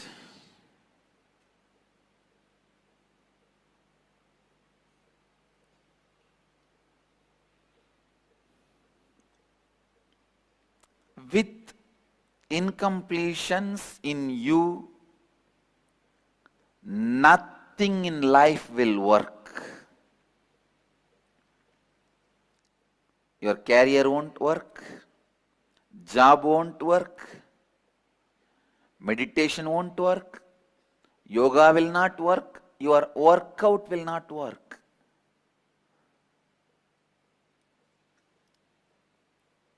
Nothing will work. When you bring completion in your life, everything will work.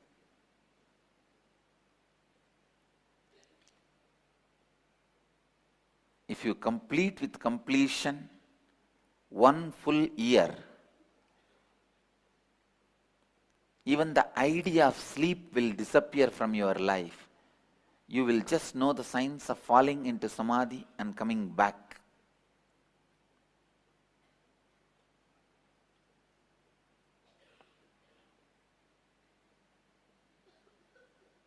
You will fall into samadhi and come back.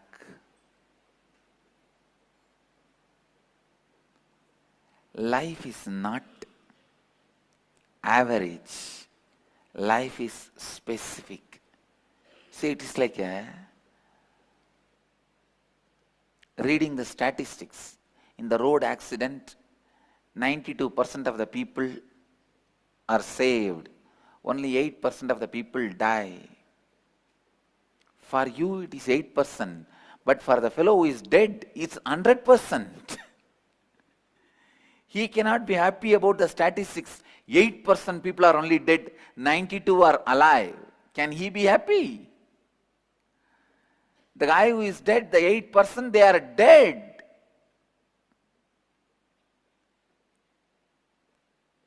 Most of the time, we go on creating average as the reality of life.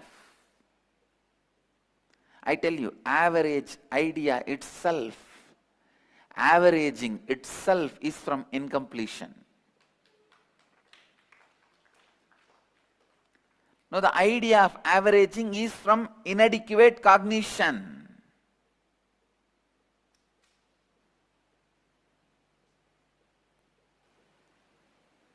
Understand, generalizing and averaging is not life. Generalizing and averaging is from inadequate cognition. I tell you, let any number of unconscious human beings be on the planet Earth. Just with a handful of my Gurukul kids and sannyasis, I will transform their consciousness.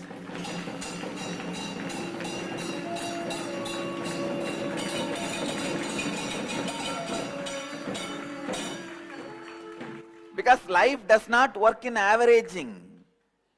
If 100 unconscious people are there, 100 conscious sannyasis are not required. Let there be billion unconscious minds. One awakened being is enough to change the way they think.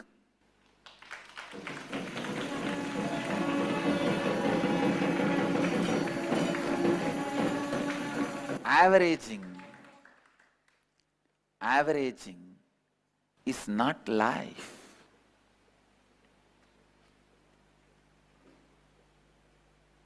I have one more story.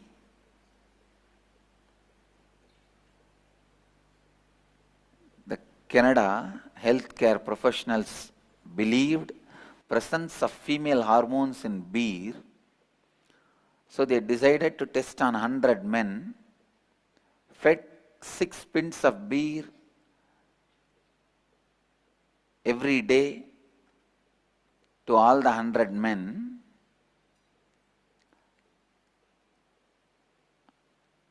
Men should, after the research, the results of the recent analysis that revealed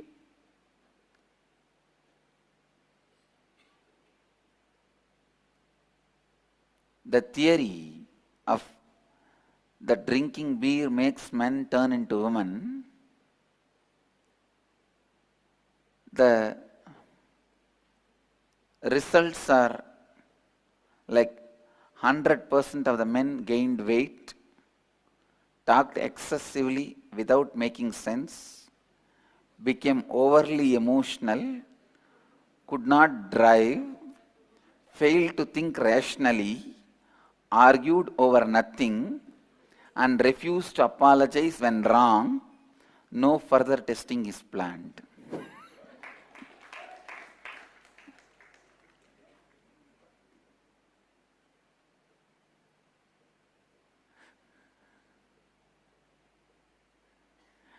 Averaging out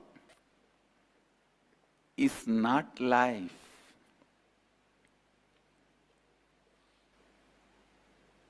And I have to add one more thing. When the jokes are said about women, no women will clap or laugh. When you make fun of men, men have no problem. When the jokes are made at women, that time only they will act as if they have not understood. They have not caught the punchline.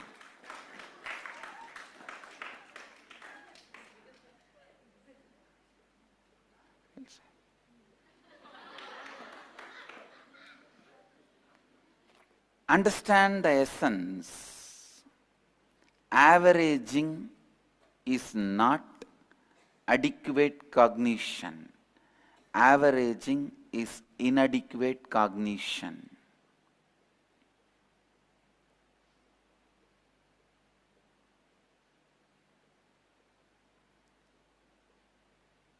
Either you allow incompletion to drive you, or you allow completion to create the space of creation in you. I tell you, completion is the most easiest process for the ultimate Advaitic experience, non-dualistic experience. Understand? As the Mahamandaleshwar of Mahanirvani Pita, having the parampara of the Advaita Sampradaya and having established in the experience of Advaita,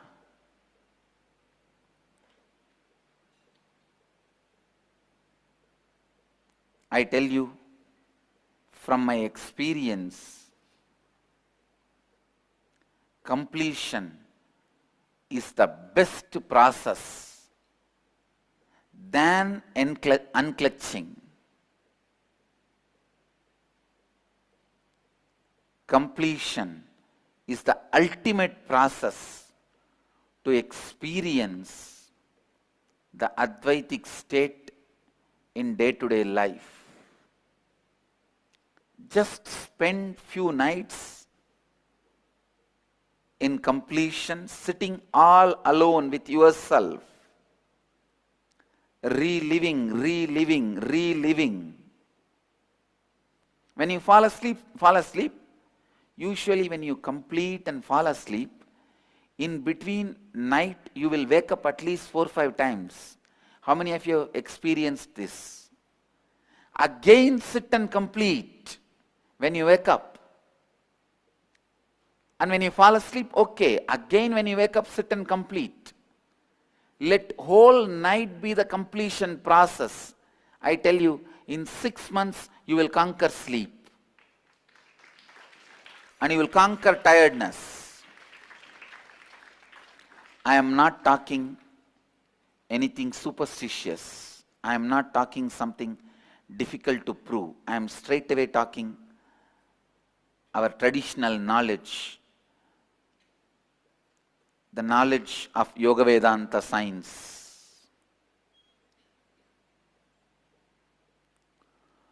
पूर्णत्व स्थिति सबसे सर्वोच्च स्थिति है जिससे आप अपने दैनिक जीवन में अद्वैत के स्थिति का अनुभव कर सकते हैं। पूर्णत्व स्थिति सबसे सर्वोच्च स्थिति है जिससे आप अपने दैनिक जीवन में अद्वैत के स्थिति का अनुभव कर सकते हैं।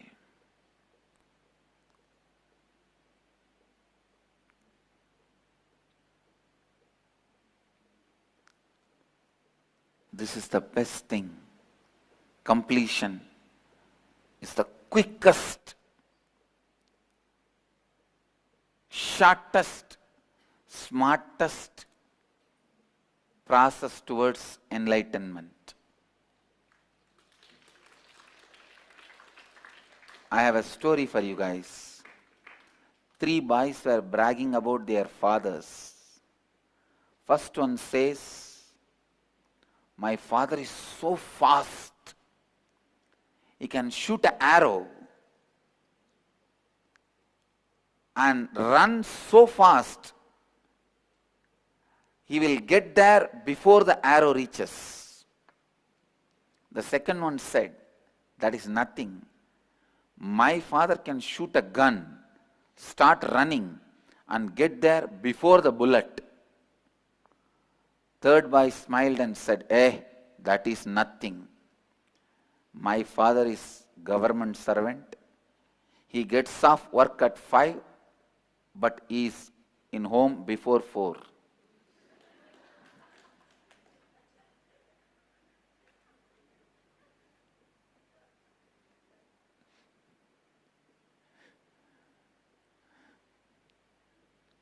I tell you, completion is the fastest, smartest, fastest and smartest process towards enlightenment.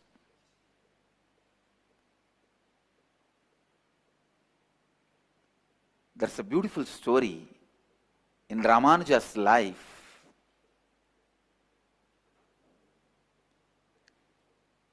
He goes to his guru and asks him to give one method to achieve the ultimate. In Vaishnavism, the ultimate is the space in Vaikuntha, means the space of Vishnu. Ramanuja was in such high level of completion. The Guru gives him the initiation into the great mantra, Namo Narayana, Om Namo Narayanaya. And immediately, Ramanuja gets the glimpse of that space. Because he was in right context and the initiation was given, immediately gets that space. But the Guru says, don't go out and give this mantra to anyone and everyone. Otherwise, you will go to hell. They will go to Vaikuntha. But I tell you, whenever you experience, you will be possessed by the spirit of enriching. Whenever you experience, you will be possessed by the spirit of enriching. Here Ramanuja was possessed by the spirit of enriching. He runs to the temple tower, stands on the roof and calls everyone and says, come on, come on, come on. I have a secret technique to achieve Vaikuntha.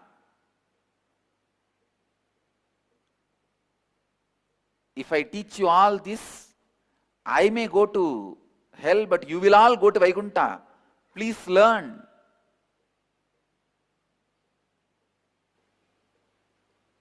Immediately, he initiates everyone into that great principles and the Maha Mantra, Ashtakshari, Om Namo Narayanaya. And please understand, you cannot even stop yourself from creating when completion happens in you. Completion is so powerful that uses you and simply creates naturally through you. When you complete, creation becomes your natural self-expression, and you cannot stop even yourself from radiating creation.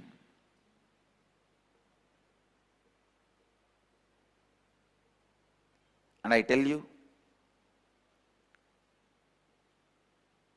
if I am asked to stand on the rooftop and shout, I will shout only this one word, completion, completion, completion, completion.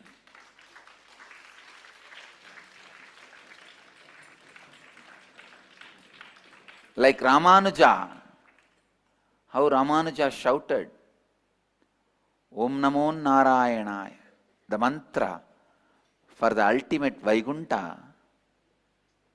If I am asked from my experience, I will shout only this one word, completion, completion, completion. Learn the science of completion, live the science of completion, live completion.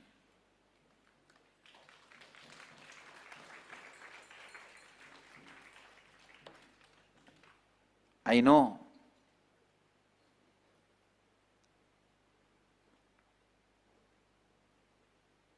Ramanuja was heard by a few thousands. Now I am heard surely by few millions because I am shouting in the media.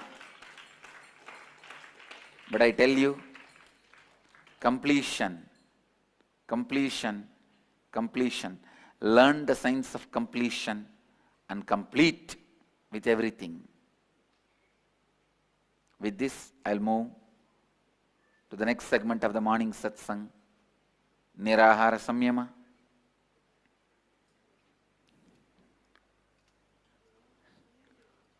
अब हम नित्य सत्संग के अगले भाग निराहार संयमा में प्रवेश करेंगे।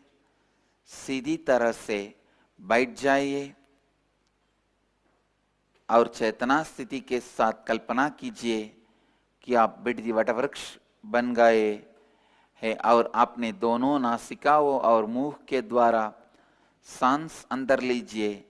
जितनी देर सांस को आप अपने अंदर बांध कर रख सकते हैं उतनी देर आपके अंदर सांस को बांध कर रखिए। आप जब सांस को और बांध कर नहीं रख पा रहे हैं तब आप अपने मुंह बंद रख के सांस को अपनी दोनों नासिकाओं द्वारा धीरे से छोड़ दीजिए। आप में अपनी पूरे संपूर्ण श्रद्धा उत्तरदायित्व लाभान्वित करने के 4 तत्वों के साथ आशीर्वाद देता हूँ कि आप सबकी कुंडलिनी शक्ति जागृत हो जाए और आप सब अपनी जीव ऊर्जा को सीधे आकाश और वायु से उत्पन्न करें। अब क्रिया आरंभ कीजिए और इस क्रिया को लगातार 21 मिनट तक कीजिए। I request all the devotees, disciples, Nirahara Samyama participants to sit straight and close your eyes. Cognize you have become Bididi Kalpavriksha and inhale through both the nostrils and the mouth. Hold as long as you can. Slowly, comfortably hold as long as you can. Exhale through both the nostrils as slowly as you can. Do this process for next 21 minutes with integrity, authenticity, responsibility and enriching. I bless you all. Let you all radiate with integrity, authenticity, responsibility and enriching.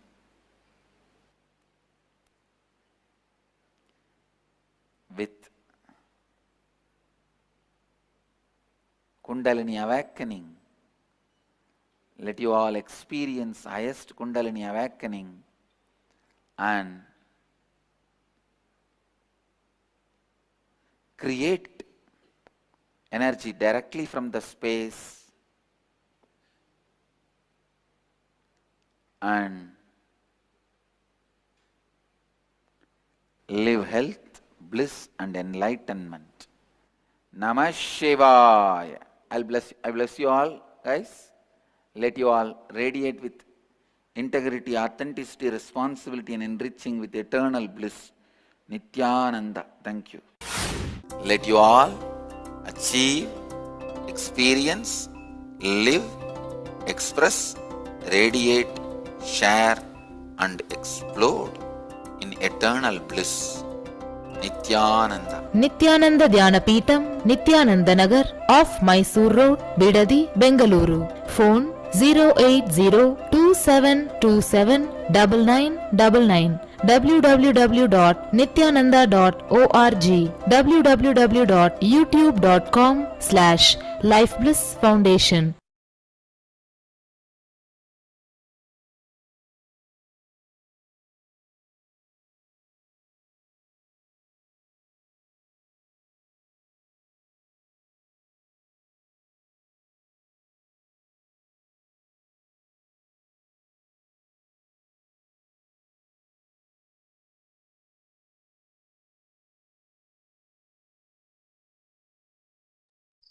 Now let's do one round of power manifestation. Please bring in your objects. We are doing the consciousness over matter power manifestation.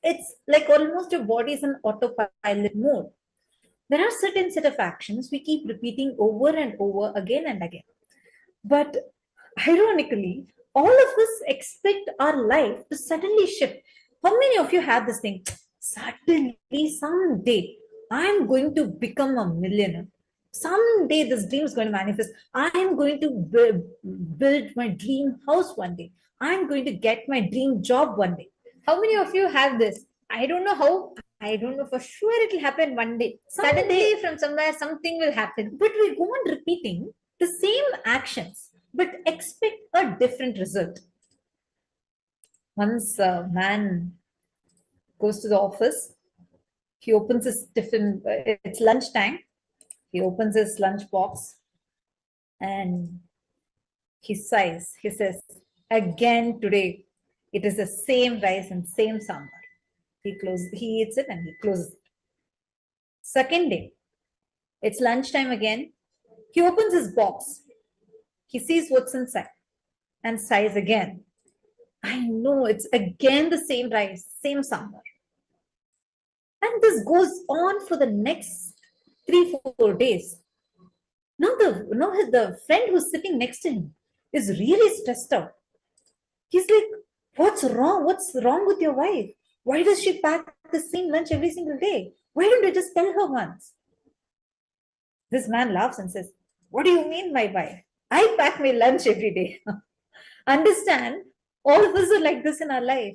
We pack our own lunch and we expect that something else will magically change when we open.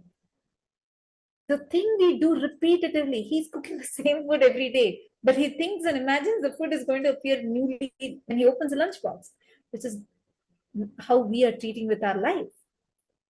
Understand, what actions we do, what we repeatedly do, is continuously deciding how our life is going to be. Very recently in the satsang, in the Paramashivoham session, Swamiji said how the success or failure of your life is decided upon your lifestyle.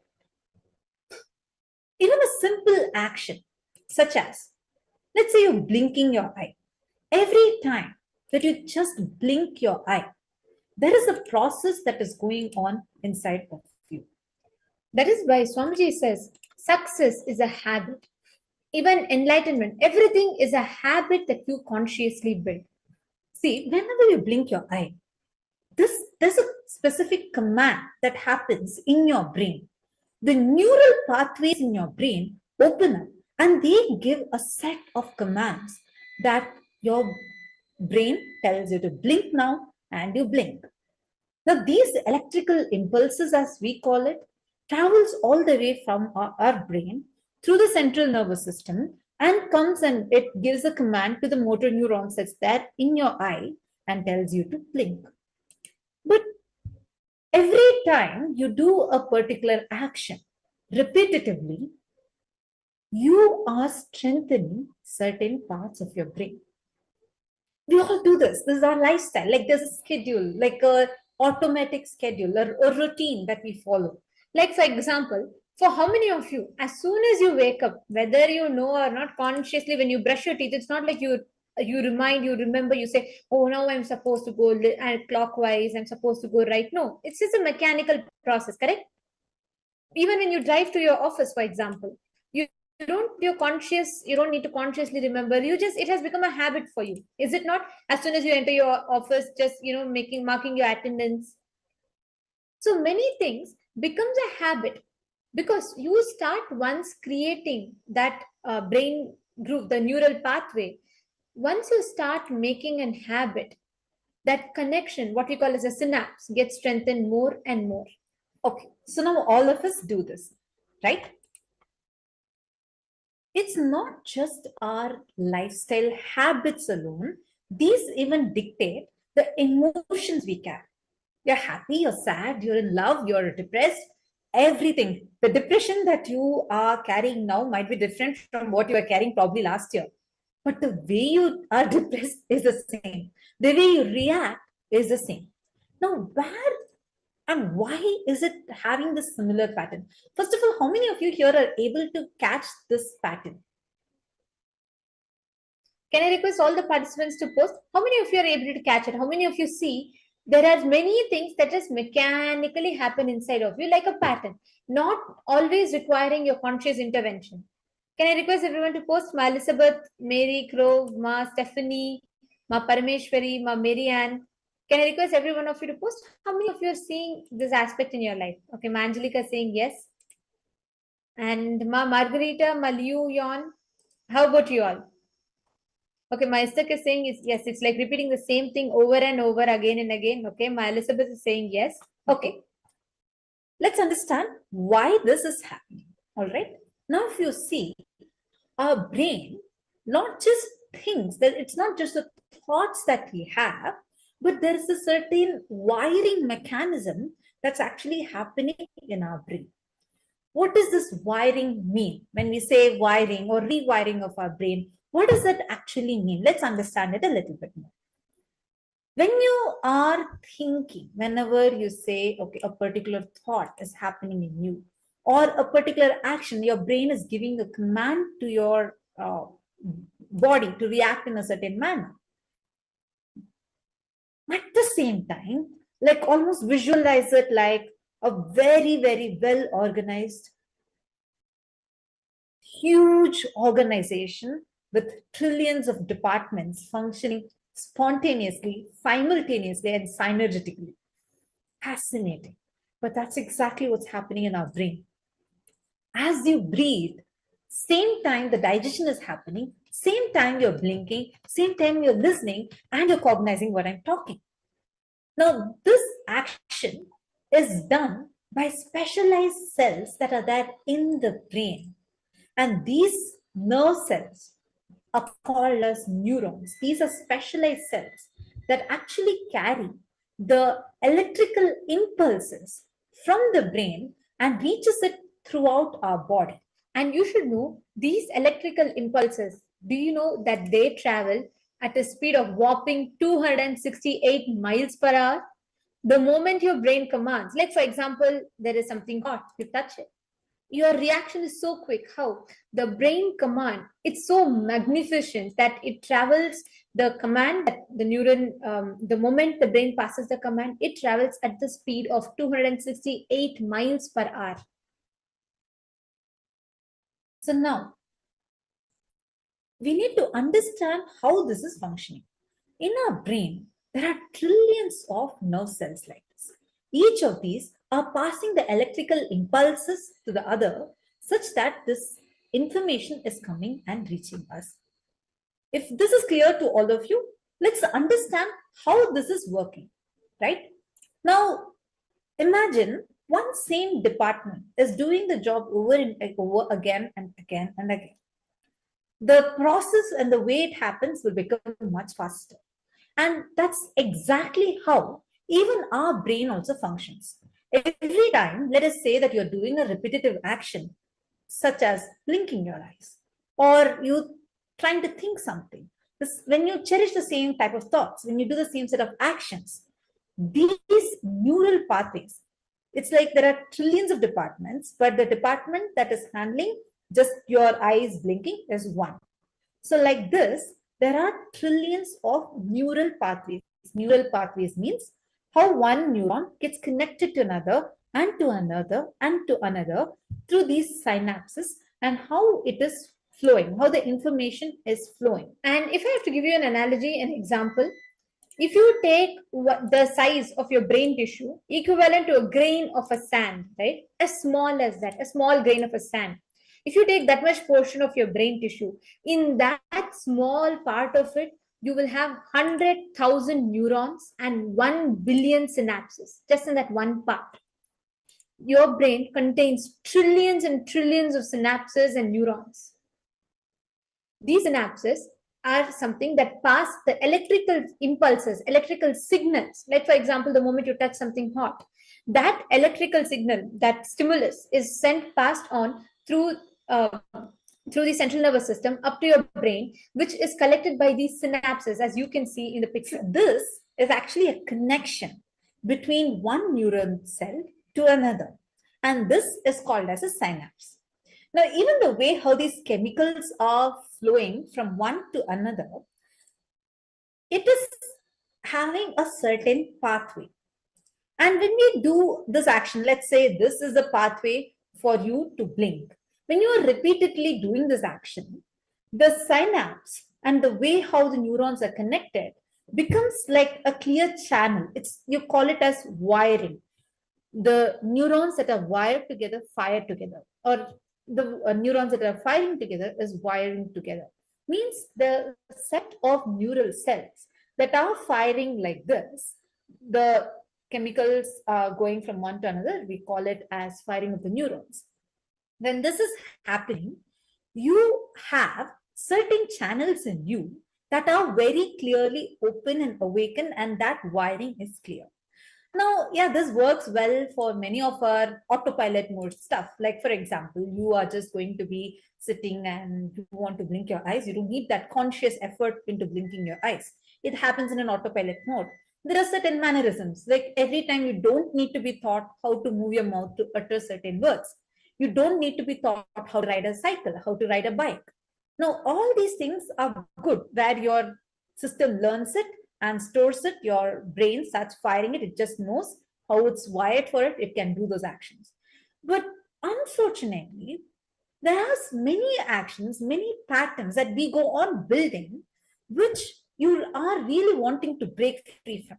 Like you are trying to put in some effort and you know you're failing in certain job and you're not able to perform in certain project properly, and those thought currents are pulling you down, yet you do have, and you feel like again you're going to repeat the same thing, so you are so afraid to even take up something new. You have a desire, you want to do something, but you are not able to do it because this kind of repetitive pattern which you're currently not able to see, but you go on repeating it. How many of you are able to see and cognize this repetitive pattern that is there inside of you? Actually, here's a fun fact. Do you know these neurons, these thought patterns that you create, every single time you click with something? How many of you clicked with some powerful cognition today? How many of you had a click where you were like, oh my God, yes, I'm understanding? How many of you clicked with such powerful cognitions today? Understand which every time you have a new thought, a new idea, a new powerful cognition, let's say, your brain is actually creating a new synapse. It's forming a synapse. It's forming a connection. It's forming a new wiring. Now, every time you go back to one certain memory, let's say you go back and remember something that happened in the past which causes pain in you, or some habit that you go back and you do once again. Like, for example, every morning when you wake up, at the age of 7, you start drinking 1 cup of coffee and you build it as a habit. So every single time you build it as a habit, you are getting that synapse closer and closer, which means you are literally making it, it's so instant, so mechanic. It just becomes like a pattern in you. Absolutely. So now something we need to understand over here would be that how, now we saw that this is how the neurons are firing, right? But we need to know, like this is one synapse. Like this, there are trillions of connections that are happening in your brain. All these neural cells are giving certain electrical impulses for certain set of actions. Here is where the problem also lies. We go on repeating the same set of thought currents, we repeat the same set of actions, but we tend to think, okay, my lifestyle has, suddenly my life has to be different. Suddenly I have to manifest new things. I'm going to get this, I'm going to get that. But this process, we are not changing. So what's happening? How much ever you think, because the fundamental wiring of your brain is remaining the same, you are stuck in your life. How many of you are feeling that you are stuck? You are not able to progress in anything because of certain repetitive thought currents in you. Raise your hands. You can just post it in the chat. We have multiple rooms. All the viewers that are there with us on YouTube, I request all of you also to take a moment and please post it here in the chat. How many of you are able to relate with this so far?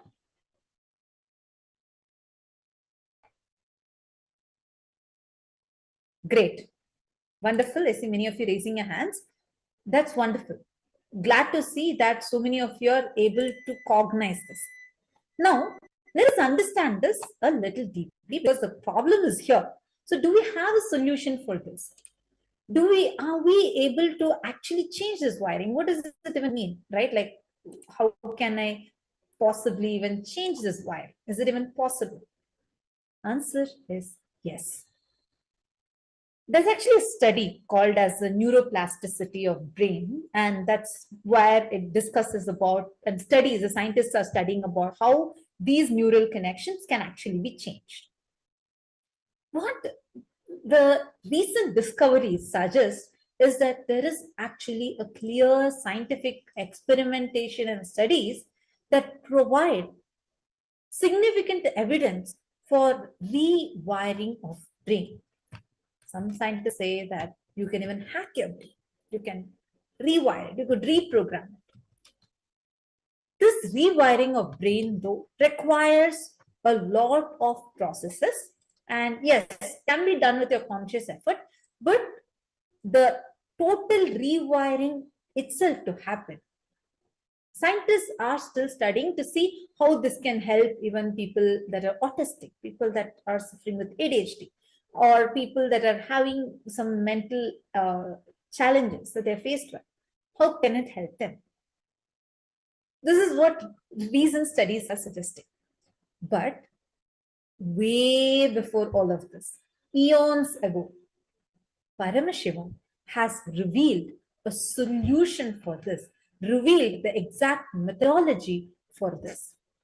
Actually, in our Shastras, in the Vedagamas, in the scriptures, our brain, the ability, the capability of the brain's function is elaborately explained. In fact, there's an entire segment, an entire chapter in one of our Shastras, which tells about how your brain actually has the ability to access the higher dimensions of the cosmos, to being able to grasp the subtlest truths of the cosmos.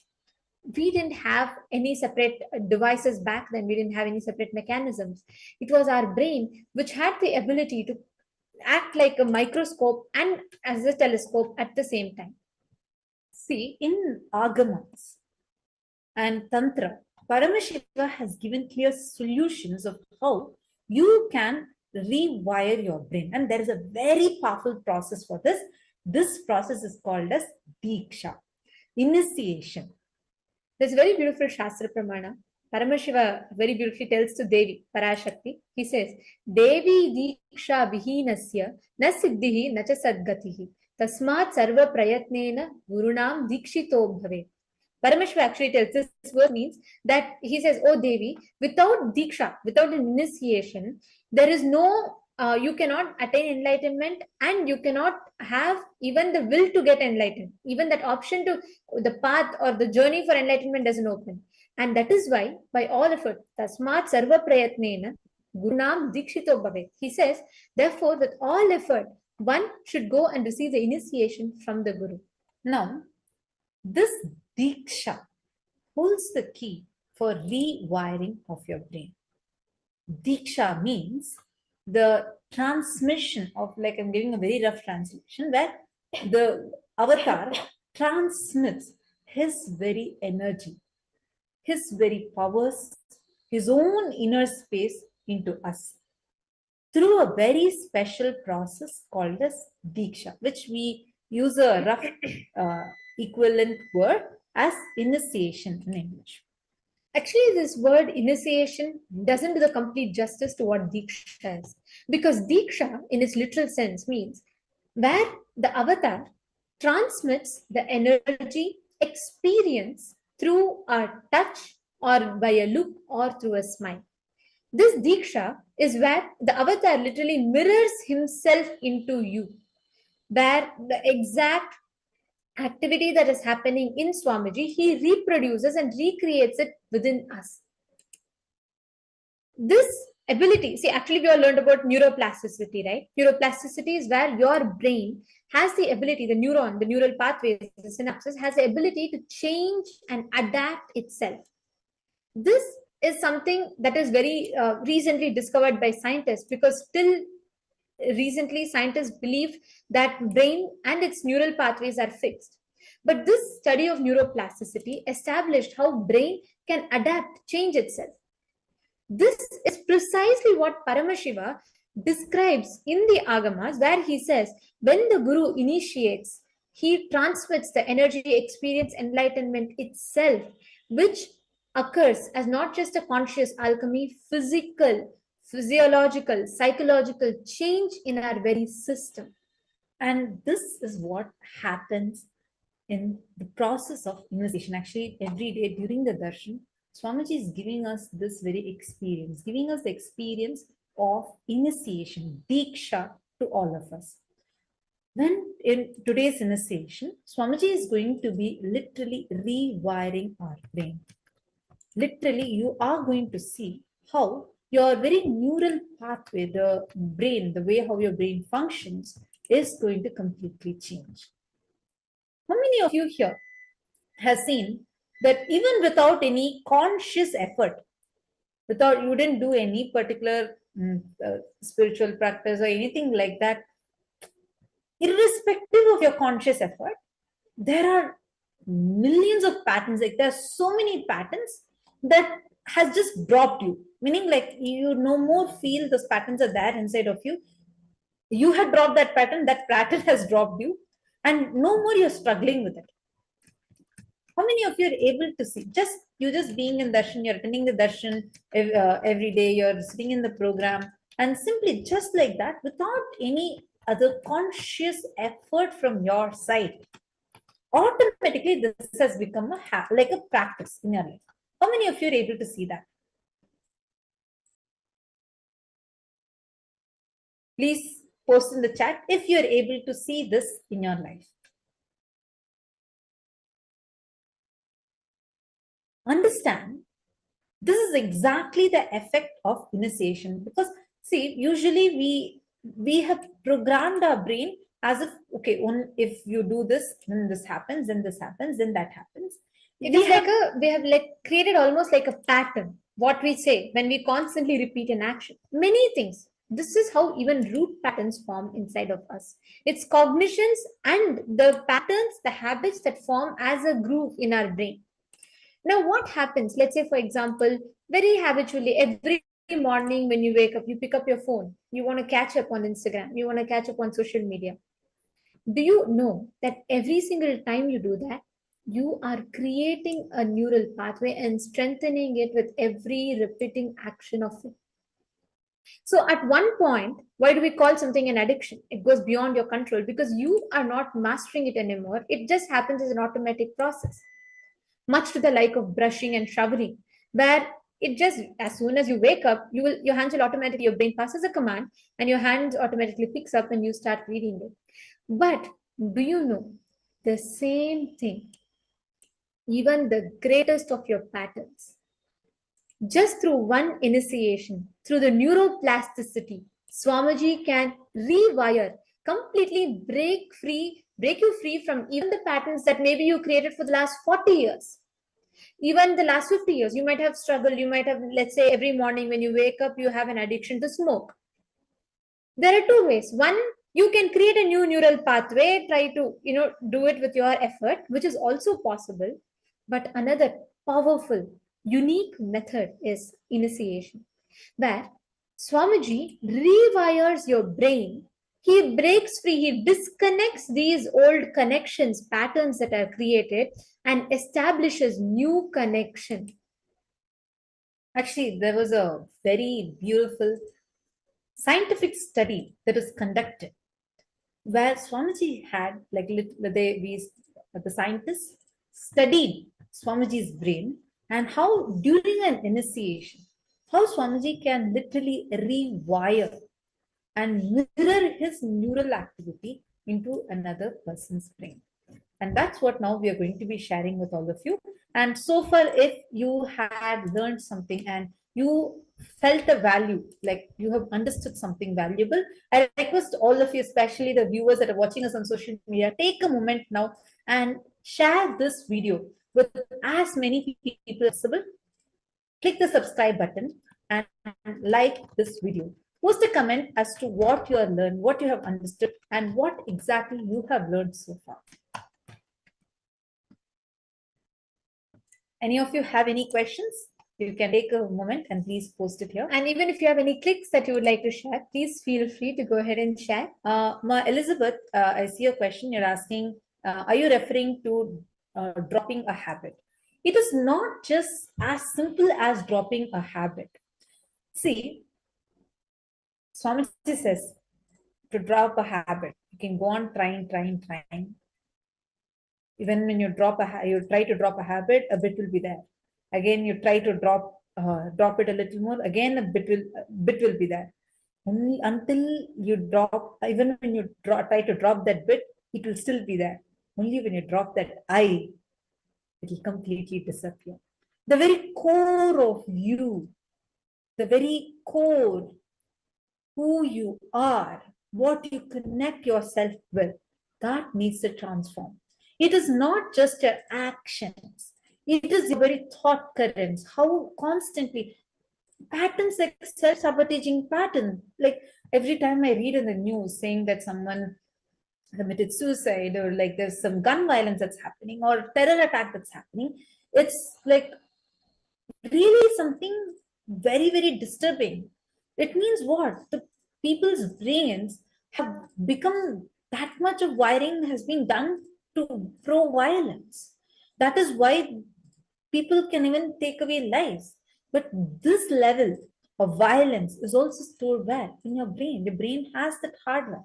Now, if that hardware can be changed, when the wiring can be changed, the software gets upgraded. Now, what happens? Let's say that you upgrade your PC with, let's say, an added RAM, or you add a better CPU or a better processors. You add a better graphic card. What happens to your system? Boom. That's like a super cool effect that happens where you're able to perform your tasks better, the performance increases, your laptop or your PC is able to handle a lot more work, a lot more load on it. That's exactly what happens to you when you clear up your hardware and upgrade your software. Imagine and see the very way you think, the way you start relating with yourself, relating with life, can completely transform, can completely change. Now, this study that we are going to be sharing with you also is going to be showing how this was scientifically studied, and that's exactly we are going to be sharing with all of you. And also, Helen Gomez, you had posted that it is probably the fight or flight hormone. But actually, one thing we should understand, the fight or flight, the adrenaline-induced change, like for example, let's say you have a habit of walking slow. And once you get out of a car and then you see in the night time that a dog is like growling and chasing at you, that you simply drop the habit and you suddenly rush, you just run. But that is because of the rush of the adrenaline hormone. That's entirely different from what happens when the neuroplasticity happens, when Swamiji initiates. So there's an entire change. There's an entire difference that happens. It's completely different from normally what the hormones does. The hormone actually damages your brain system. That's why they say that weakens your nervous system. So here, through the initiation, Swamiji transmits his state into us. We are not just talking about when we say rewiring of the brain, all of that. We need to understand what it actually means. It is where the state that Swamiji exists in, the highest state of consciousness, Swamiji mirrors, recreates that within us. So there is a scientific study that was conducted. Dr. William Collins, a leading researcher and a practicing neurosurgeon at St. Louis, requested to study Swamiji's brain and a patient's brain during healing. And Swamiji readily agreed to his request. And Dr. Collins was amazed at what he discovered. Swamiji met with Dr. Collins on 14th of April 2005 at his office in Washington University, St. Louis, where Dr. Collins wanted to measure and analyze Swamiji's and the patient's brain during healing. And the patient was David Collins, who was a son of Dr. Collins and who was injured in a car accident about 10